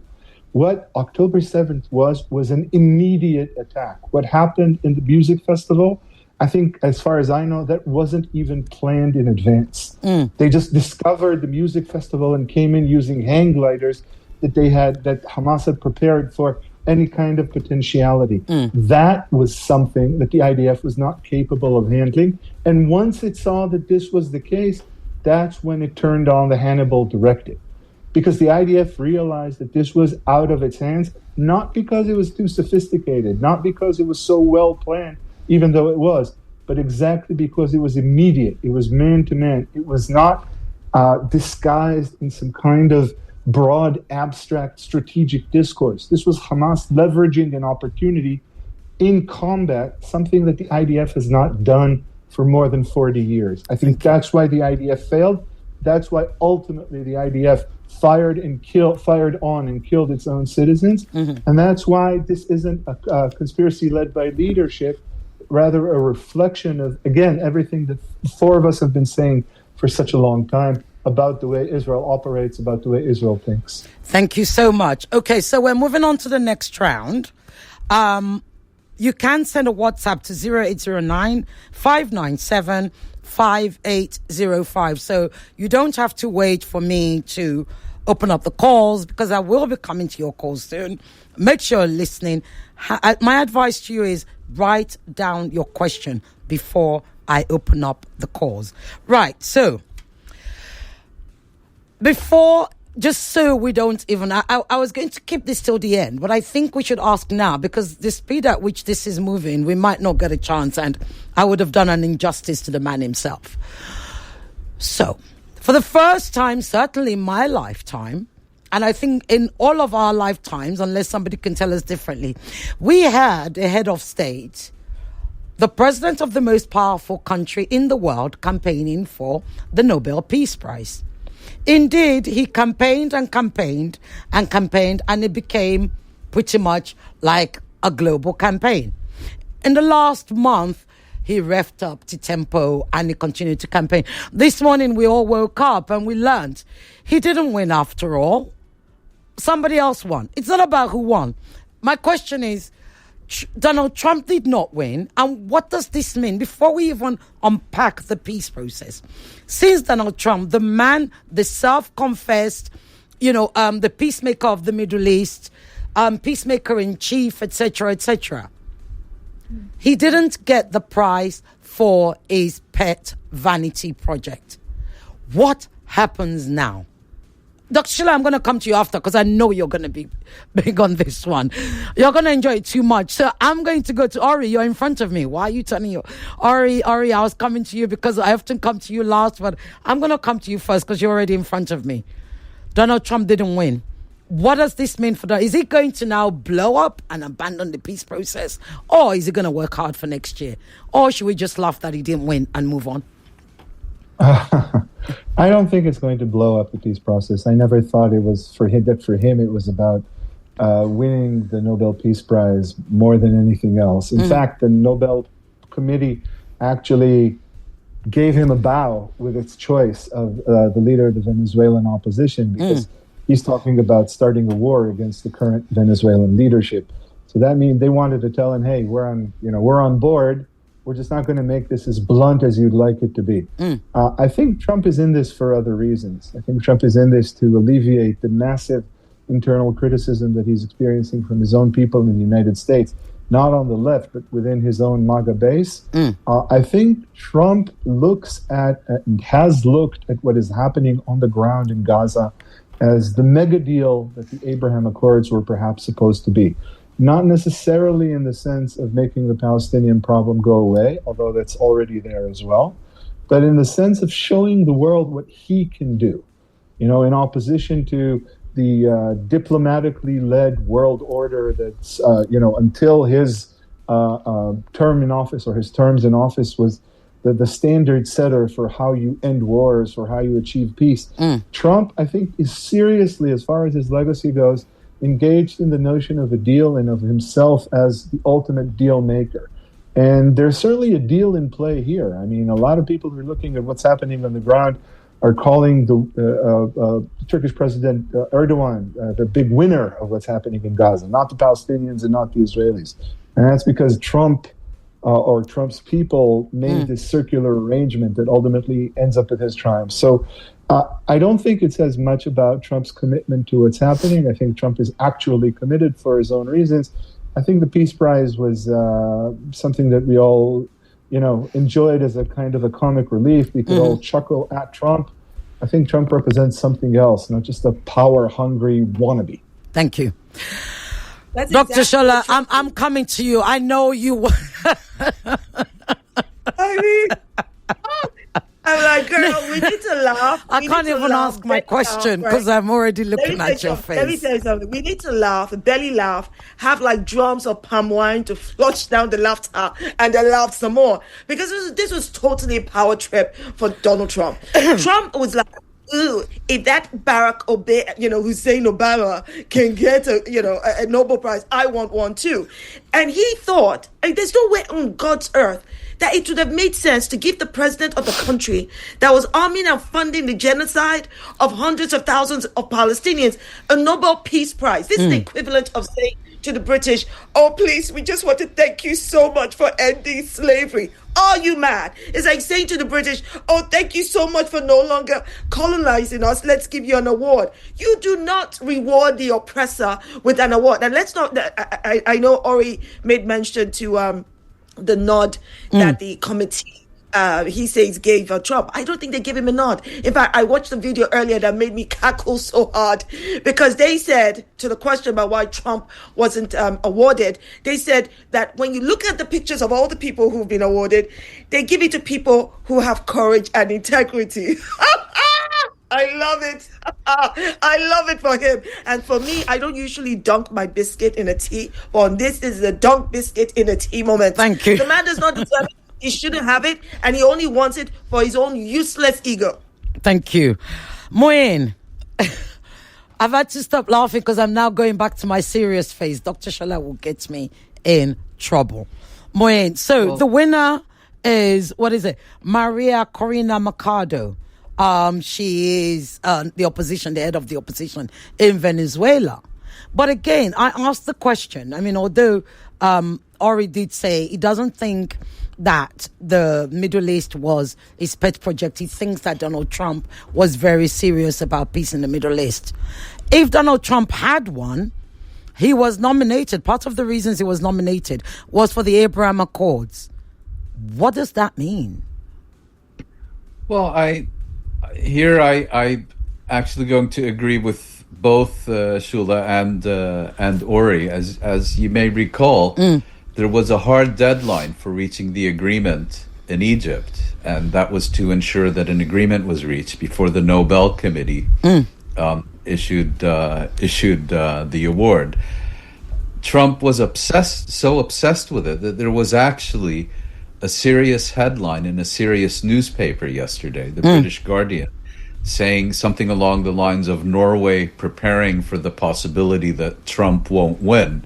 You know, what did they do? Open the bomb shelters in Oslo? I don't know. But beyond that, I do think that the key element in reaching this agreement was not the Nobel Peace Prize, although, you know, it was as foundational to Donald Trump as cotton candy to a 3-year-old. But rather, I think the key turning point was the Israeli bombing of the Qatari capital, Doha, because it was at that point that the Arab states, who had on the whole been comfortable with Israel slaughtering Palestinians in their own homeland, realized not only is this conflict continuing to expand throughout the region, but even U.S. client regimes are no longer safe. And the U.S. is effectively authorizing one ally to bomb another. And at that point, I think they said, okay, we really have to do something. And as you know, American politics is basically a public auction. Money talks. And with this administration, money talks very loudly. And these are states that had already pledged to invest, 7,000 trillion billion dollars in the U.S. during Trump's victory tour. And basically, when they met with Trump on the sidelines of the United Nations General Assembly recently, they let it be known that it was important for them that this thing be brought to an end because it's beginning to damage their own national security and sovereignty. And I think it's in that context that we need to understand why Trump made a phone call to Netanyahu and said, okay, now there's going to be a deal. Having said that, I completely agree. In January, Trump's main priority was to ensure that he had a diplomatic achievement on Inauguration Day as opposed to a foreign policy crisis. The fear now is, Trump has an attention span that's about 5% of the length of this program. And so the fear is, that once he basks in the glory of this agreement on his trip to the Middle East, and given that his own administration is very divided on the Middle East, on the one side you have the non-interventionists, on the other you have the Israel Firsters, the Christian Zionists, the neocons, and so on. We don't know who is going to get the upper hand in the chaos that is a Trump administration. Thank you very much. Shail. Yeah, I have very little to add, really, to this analysis. Yes, the Qatar and UAE element is more important than the Nobel Prize in the long term. There's no question about it. No, is it more important to Donald Trump or more important to the whole peace process is the question now? More important to Donald Trump. Okay. There's an entire structure here based on massive amounts of money, billions and billions of dollars that runs between Qatar, UAE, United States, Kushner, all this. What basically you have, the UAE and Qatar are perfectly fine with genocide. And the UAE is running a genocide right now in Sudan, but not if it hurts their bottom line. And Qatar being attacked and instability in their countries, all this hurts their bottom line. Trump is bought and paid for by Qatar. He accepted that jet from them for goodness sakes, and they tell him this is important. He listens, and the thing with the attention span is very important because what's going to happen now is the level of violence is going to continue. We all know violence is going to continue in Gaza. It's going to go down a few notches. That might actually be beneficial for Israeli plans because they'll be able to enjoy, quote unquote, the benefits of ethnic cleansing and genocide against the Palestinians without the downside of all this attention being thrown out of the Eurovision, being thrown out of UEFA and all that. And the attention span of Trump, he'll be pulled towards other things. Qatar will be pulled towards other things, and then the real damage can start. But as long as Qatar and UAE are engaged, then Donald Trump will be engaged. Thank you. Right. I'm going to answer. I'm coming to your calls now. Remember, we have 10 minutes now for Q&A. Okay? So, short, sharp, and succinct. Hello. Hello. Good afternoon. Turn off your radio, please. Good afternoon to you. You need to turn off your radio or your TV. I've done that. Okay, thank you. Okay, your question, please. So this is Dr. Moses. Go ahead, Dr. My Moses. question is simple. If someone like Yasser Arafat would ever be awarded the Nobel Peace Prize, why not Donald Trump? Okay. Simple. Thank you very much. Okay, write that down. If Yasser Arafat can ever got a Nobel, why not Donald Trump? Okay, hello. Hello. Hello, good afternoon. Good afternoon. What's your name? Where are you calling from, please? Yeah, this is Collins from Ibejuleki. Go ahead, Collins. Your question, please. Yeah, Trump and UAC, has influenced UN. They don't have regard for them, which means that they are the police of the world. How come that Trump could not influence the organizers of the Nobel Peace Award to give him the award? Sorry. Does it mean that he's a featherweight? Sorry, say that again. The question again, please. So what I'm saying is America and Trump, despite all the powers they have to influence everybody, how come they could not influence why couldn't they organizers influence the Nobel? Okay, Yes. thank you very much. Does it mean that he's a featherweight? Does it mean that he's a featherweight? does it mean that he's a featherweight? Thank you. There you go. Yes, yes. Okay, thank you very much. Right, so that's the question. Does it mean that Trump is a featherweight if he couldn't influence the Nobel, given how powerful America is? And I'll take one more call. Hello. Yeah, evening once again, Sisi. Go ahead, Emmanuel, very quickly. There's been this shift, in international community when it comes to bullying. We see the Kestama, the Macron, despite the Israeli people saying that who do they think they are, I need you to ask your question, please, Emmanuel. We don't have time. Changing. Just like the Peace Prize, not given to Donald Trump. What do you think is the mentality of the world leaders presently? Okay, you want to know, sorry, say that again. You want to know the mentality of the world leaders? Yes, of the world leaders, presently, aside from the US. Okay. Probably Israel. All right. Okay, thank you very much. That's an interesting question. So, that question from Emmanuel is, what is the mindset of the world leaders currently beyond the United States?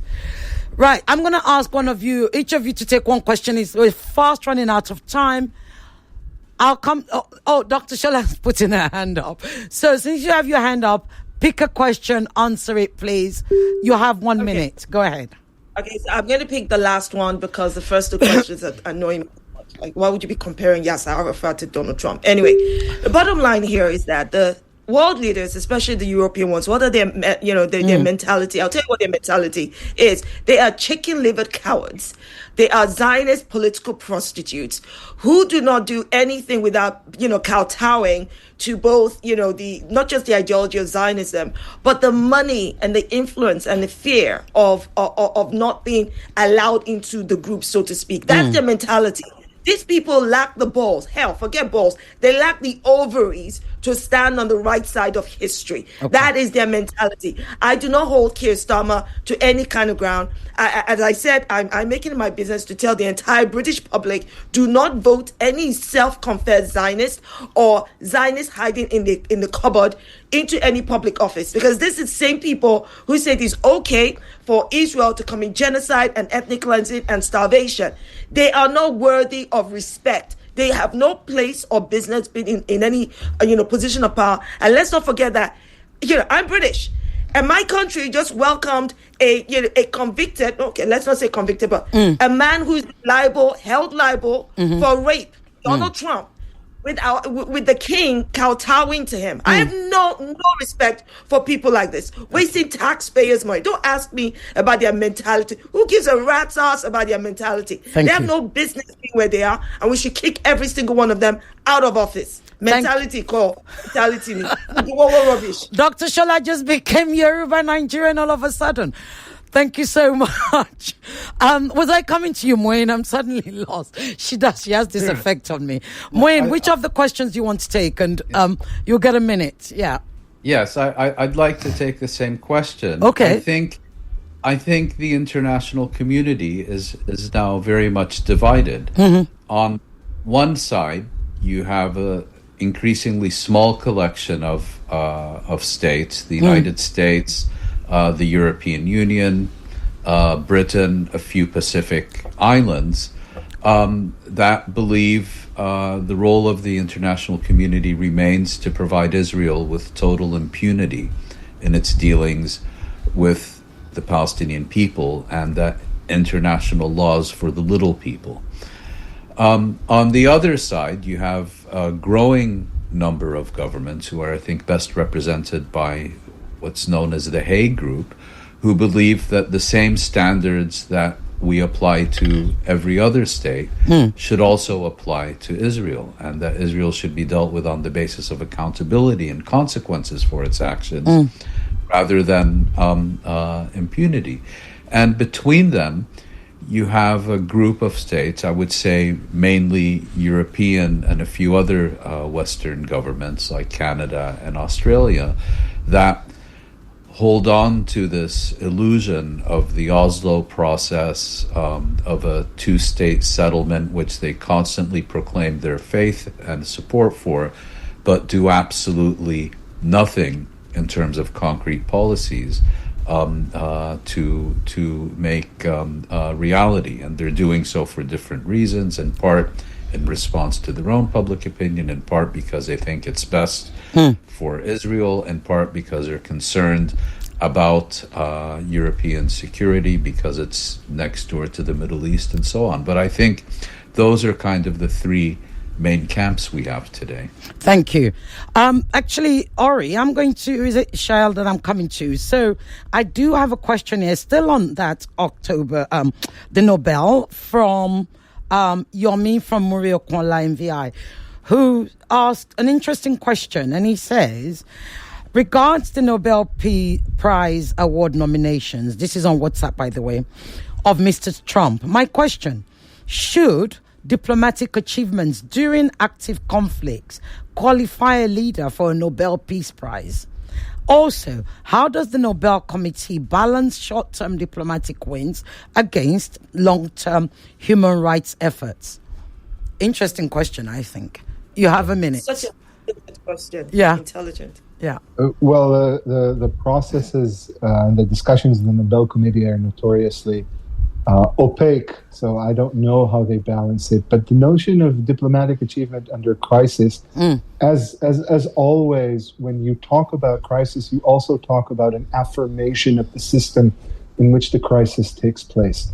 A person who's capable of pulling a diplomatic ace out of their sleeve is ultimately the greatest, most systemically minded operator. That's how Henry Kissinger got a Nobel Prize. I mean, Henry Kissinger is the one who I think was responsible for so many war crimes and crimes against humanity. Including the Vietnam War, yeah. Yes, in Vietnam, in Cambodia, but those war crimes and those crimes against humanity were ultimately a legitimate part or a legitimate resource that the system gave him, as were diplomatic means. So if you give a prize to somebody who manages to diplomatically resolve a crisis, what you're doing is basically saying the entire system that builds on these crises, that manufactures these crises, that generates these war crimes and these crimes against humanity, the entire system is vindicated both by the crisis and by the prize for the person who is able to resolve them, because this resolution is ultimately another affirmation.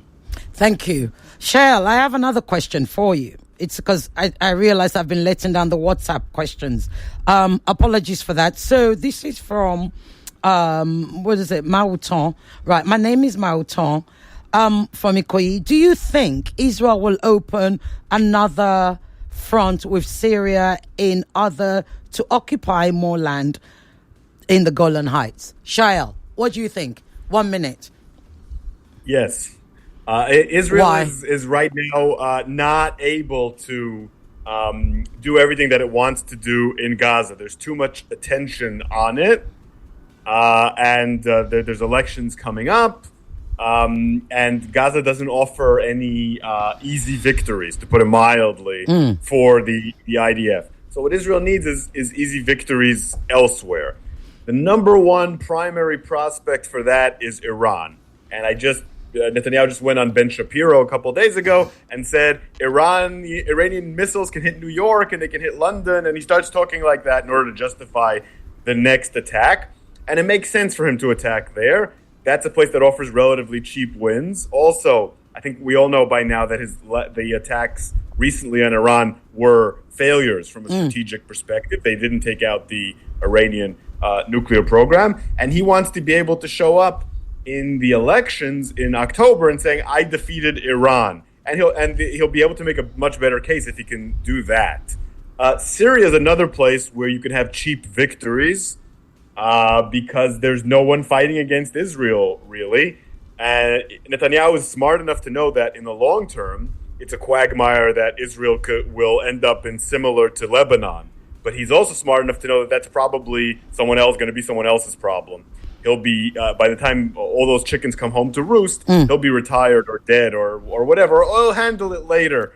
And there's going to start to be resistance in Syria, which is going to force Israel or give Israel the excuse to amp up its campaign. So my guess is first there'll be Iran, then Syria is a very logical choice. Gaza might be on a low level until the time is right to try to complete the genocide and ethnic cleansing.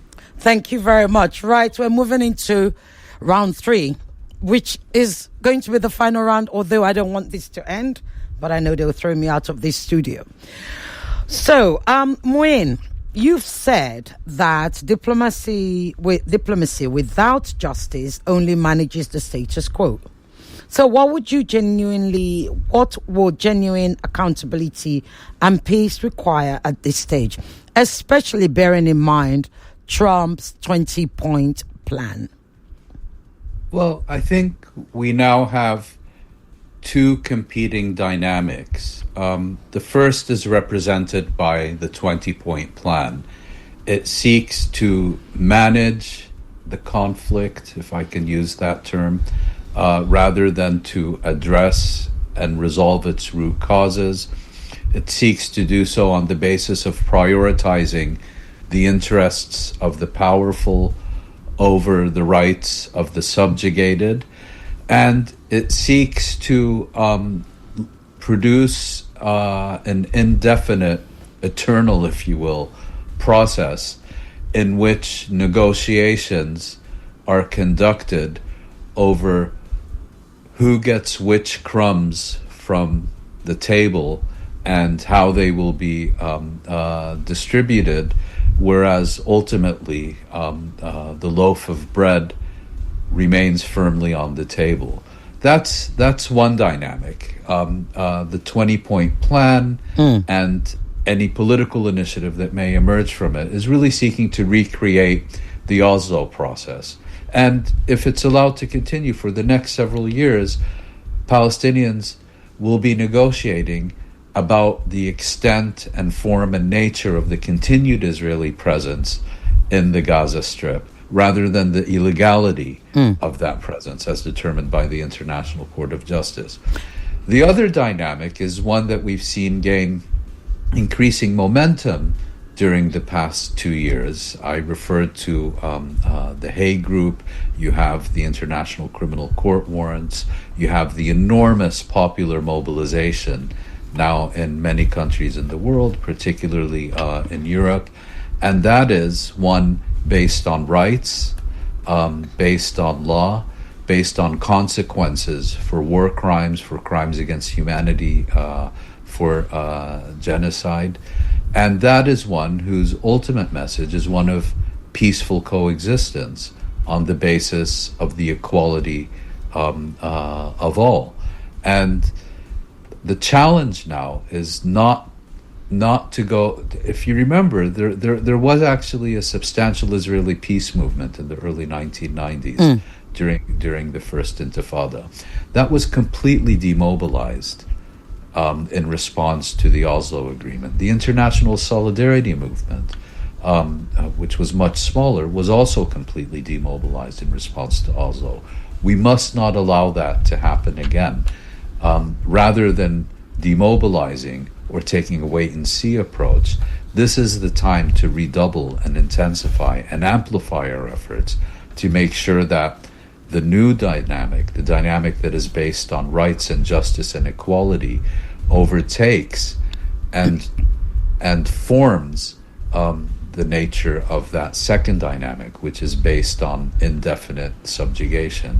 Thank you so much. Dr. Shala, this morning, because of the time difference, the ceasefire started.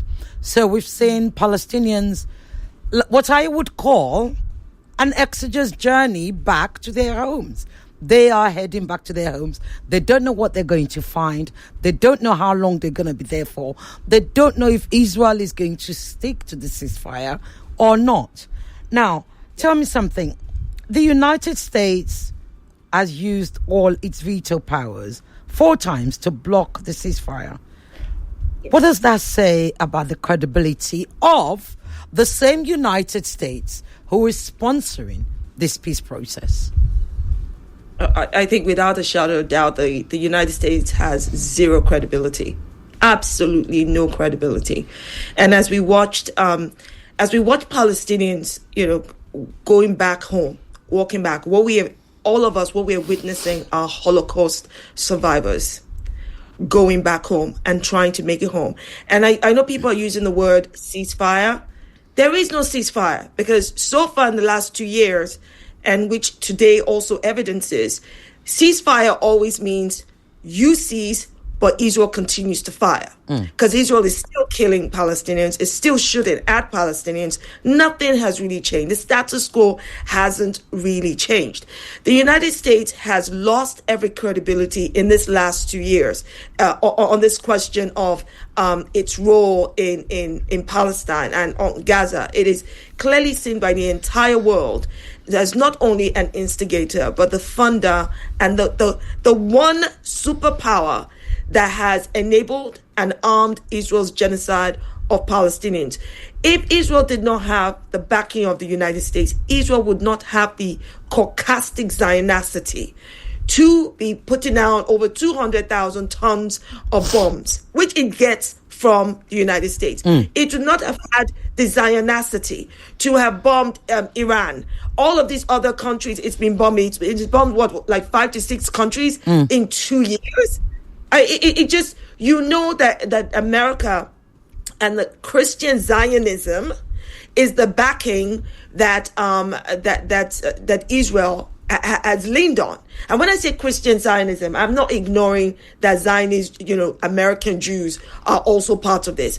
I'm saying that the in terms of numbers and the power that senators and politicians, American senators and politicians like, Ted Cruz, who make it blatantly clear that it's Israel first, not America first, that they have helped shape this whole conversation around backing Israel because the Bible tells me so. I mean, that's all bullshit. The Bible does not tell you to back Israel in any way, shape, form, or manner, and certainly not in a genocide. Okay? And because they've done what Zionists do, which is to use religion and faith. Thank you. And the fundamental side of Christianity to back up Israel. You find lots of other Christians, and when I say lots of other Christians, I don't just mean Americans. I also mean Nigerian Christians. Thank you. Those of you Nigerians that are following them like sheep to the slaughter. Don't you know it's Israel? Because it's Israel. Like you can't use the gumption God gave you. You are not applying the brain cells that God gave you. God told you to go commit genocide or to back Israel. Which Israel are you talking about? This is not biblical Israel, and I've said this before, and I'll say it again. Thank you. Yeah, go on very quickly. I think you wrap up. People need to understand this.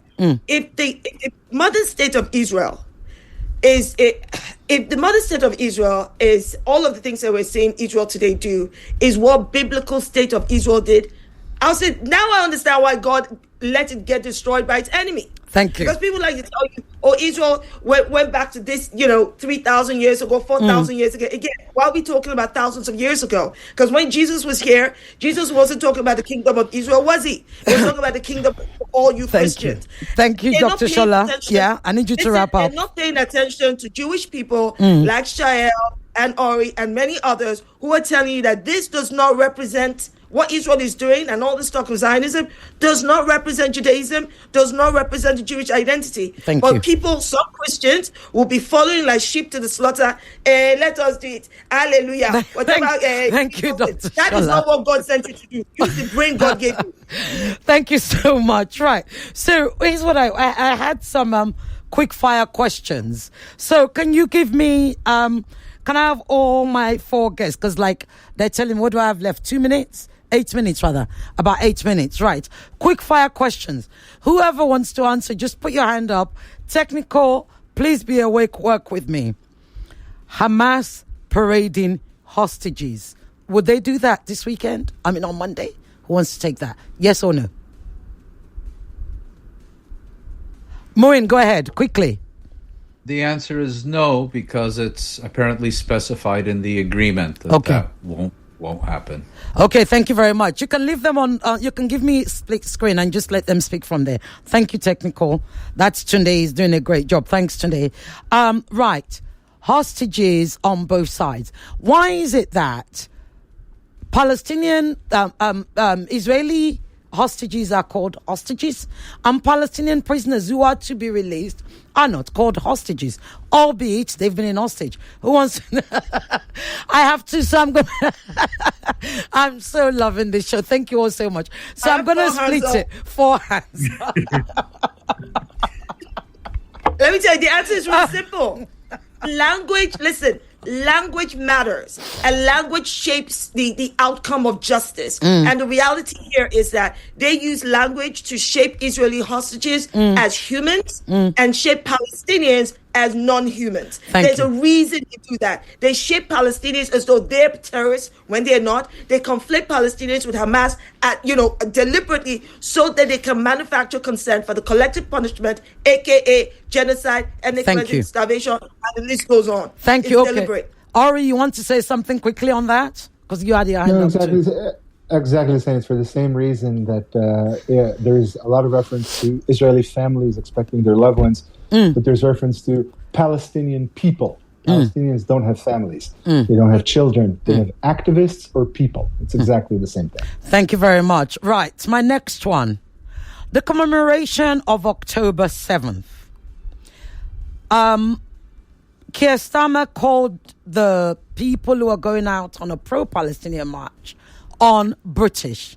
Was it right, given what's happened in Manchester, the murder of, incidentally, which was by the 2 people who died were shot by the police, albeit there was an attacker who was approaching the synagogue.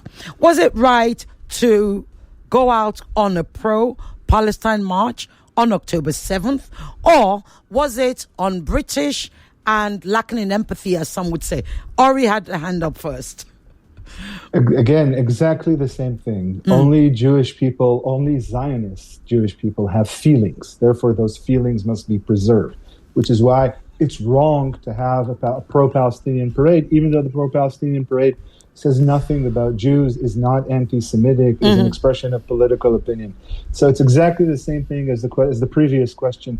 It's about how language creates a difference that is perhaps less conscious, but more poignant for that between Jews and Palestinians. Thank you very much. And Dr. I'm tying my staff around my head because I need to tie it around my waist for this question. Because I do not understand the absolute audacity and caucasity that useless political prostitute Keir Starmer had to call it on British. Because the last time I checked, right? Let me tell you something. The bottom line is, I know I'll be in trouble after this show. Yeah, go on. Quickly. They like to center the feelings of Jewish people in the pain and suffering of Palestinians. They're trying to not only silence us from being able to continue to express our anger and outrage, they want to silence our dissent of Israel's commission of this of genocide. Because last time I checked, when he said that the Magister must attack happened on Yom Kippur, the most holiest day, as I understand, in Jewish calendar. I need you to wrap up, Dr. Shola. Listen, if it was too holy for British people, for British Jews to be killed on the holiest day, then it should have been too holy for Israel to have murdered 53 Palestinians on that same day. But since it wasn't too holy for them, I'm sorry. My wrapper is around my waist. I'm taking it off my head. Let's go. Let's protest because we need to do that. It's absolutely not. What is un-British? Hold on. Let me help you. Time. It's un-British is to tell people that they should not exercise their freedom of speech and freedom of expression and outrage against a genocide. Absolutely unacceptable. That's why that Zionist political prostitute, Keir Starmer, should be kicked out of number 10. The audacity of the man. Indeed. Rob. Right, just to the rest of the panelists. When a Nigerian woman ties a scarf around her waist, that's fighting time, which is why I was trying to. That's the reference point. So, Wayne, you wanted to say something. We literally have 3 minutes left. Wayne, 1 minute, and I haven't even done my clothes. Just to add my voice to Ori and Shola, I mean, it reveals the total obscenity that is Keir Starmer. Desperate for any pretext to get demonstrators off the street, but that he could do so, that he would even think of doing so, I think attests to the decades of systematic dehumanization of the Palestinians, and which is now increasingly also being directed at anyone who supports Palestinian rights. You know, were these people going to demonstrate at the Manchester synagogue where the terror attack took place in order to taunt the survivors? Or were they holding a demonstration against genocide in many other parts of England? But to basically, you know, one group has rights, its members have families, they have parents, siblings, children, past, present, and future. The others, if they're lucky, are statistics. Thank you very much. Shael, did you want to say something? 30 seconds, very quickly. They're throwing me off air. Yeah.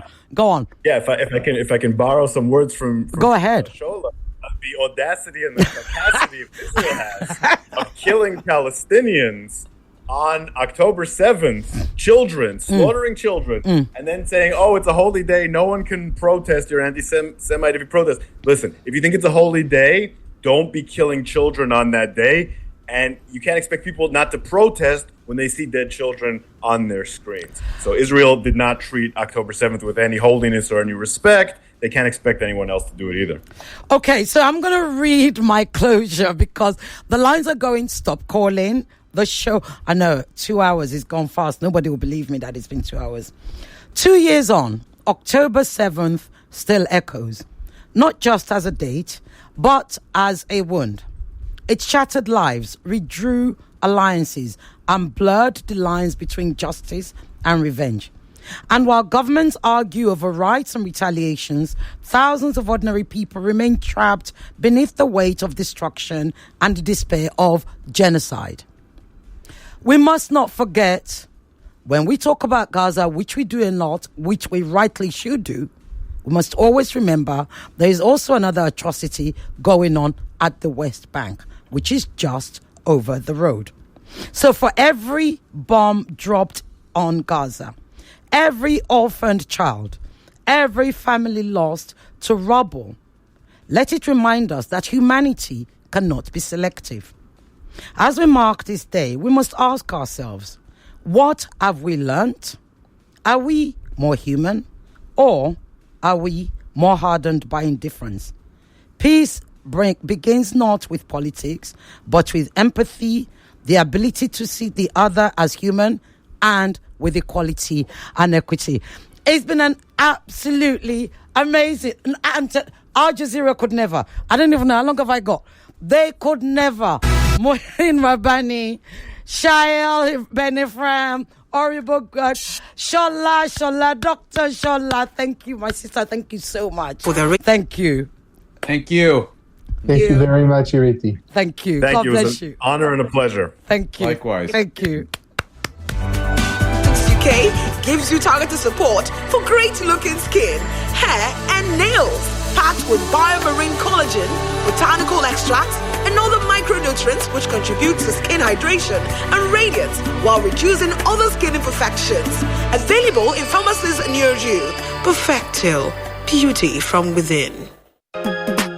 Guess what, Nigeria? The Kellogg Superstar Quiz Show is back with season 4. Get ready to watch young superstars from schools across Nigeria battle it out in the ultimate contest of knowledge, speed, and fun. Catch all the excitement from 12th October on Z World, DSTV channel 166, and GoTV channel 30 every Saturday and Sunday at 10 a.m. sharp. It's going to be a thrilling journey of learning, laughter, and superstar moments, and you don't want to miss it. Superstar Quiz Show. Omo, you dey find where you fit bet sharply and cash out anytime. I love bet, they have. Come iLot Bet. Football. Withdrawal. Odds with the boss brain. 100 million casino jackpot. Your life will change with iLot Bet. Bonus boku when you sign up. And iLot Bet iBot AI. There to help you for predictions matter 247. No dolo. Sharply download the iLot Bet app now or visit www.ilotbet.com. If you snooze, you lose. I play, I win. iLot Bet. For 18 years and above, play responsibly. New Lafarge water shield cement now confirm. Number one waterproof cement for Niger. Yeah. Ogbonge cement for waterlogged areas. Number one waterproof cement for Niger. Yeah. New Lafarge water shield cement number one. New Lafarge waterproof cement now confirm. One time. Put full stop for water wahala. With Lafarge water shield cement, water go collect. If water jam house, or the shit. Lafarge, na confirm. Cement, new Lafarge water shield cement, na confirm. Put full stop for water wahala. Mom, are you going shopping? Yes, darling. Can you get me a Capri Sun beach ball, please, Mommy? For sure. Wait, where do I get a Capri Sun beach ball? There's a free beach ball inside every carton of Capri Sun, Mom. That's right. The Capri Sun Beach Ball promo is here. There's a free beach ball inside every carton of Capri Sun. Terms and conditions apply. Capri Sun. The taste of fun. It's the choices you make that set you apart from being good to being great. My choice? Nivea Men Deep Body Lotion with Max Tech, powered by Black Carbon. Gives you both dark wood fragrance and 48-hour moisture. And my other top choice for all-day freshness, Nivea Men Deep Roll-On for 72-hour protection and fragrance with Max Tech, powered by Black Carbon. Skin is for playing it smart. Nivea is for skin.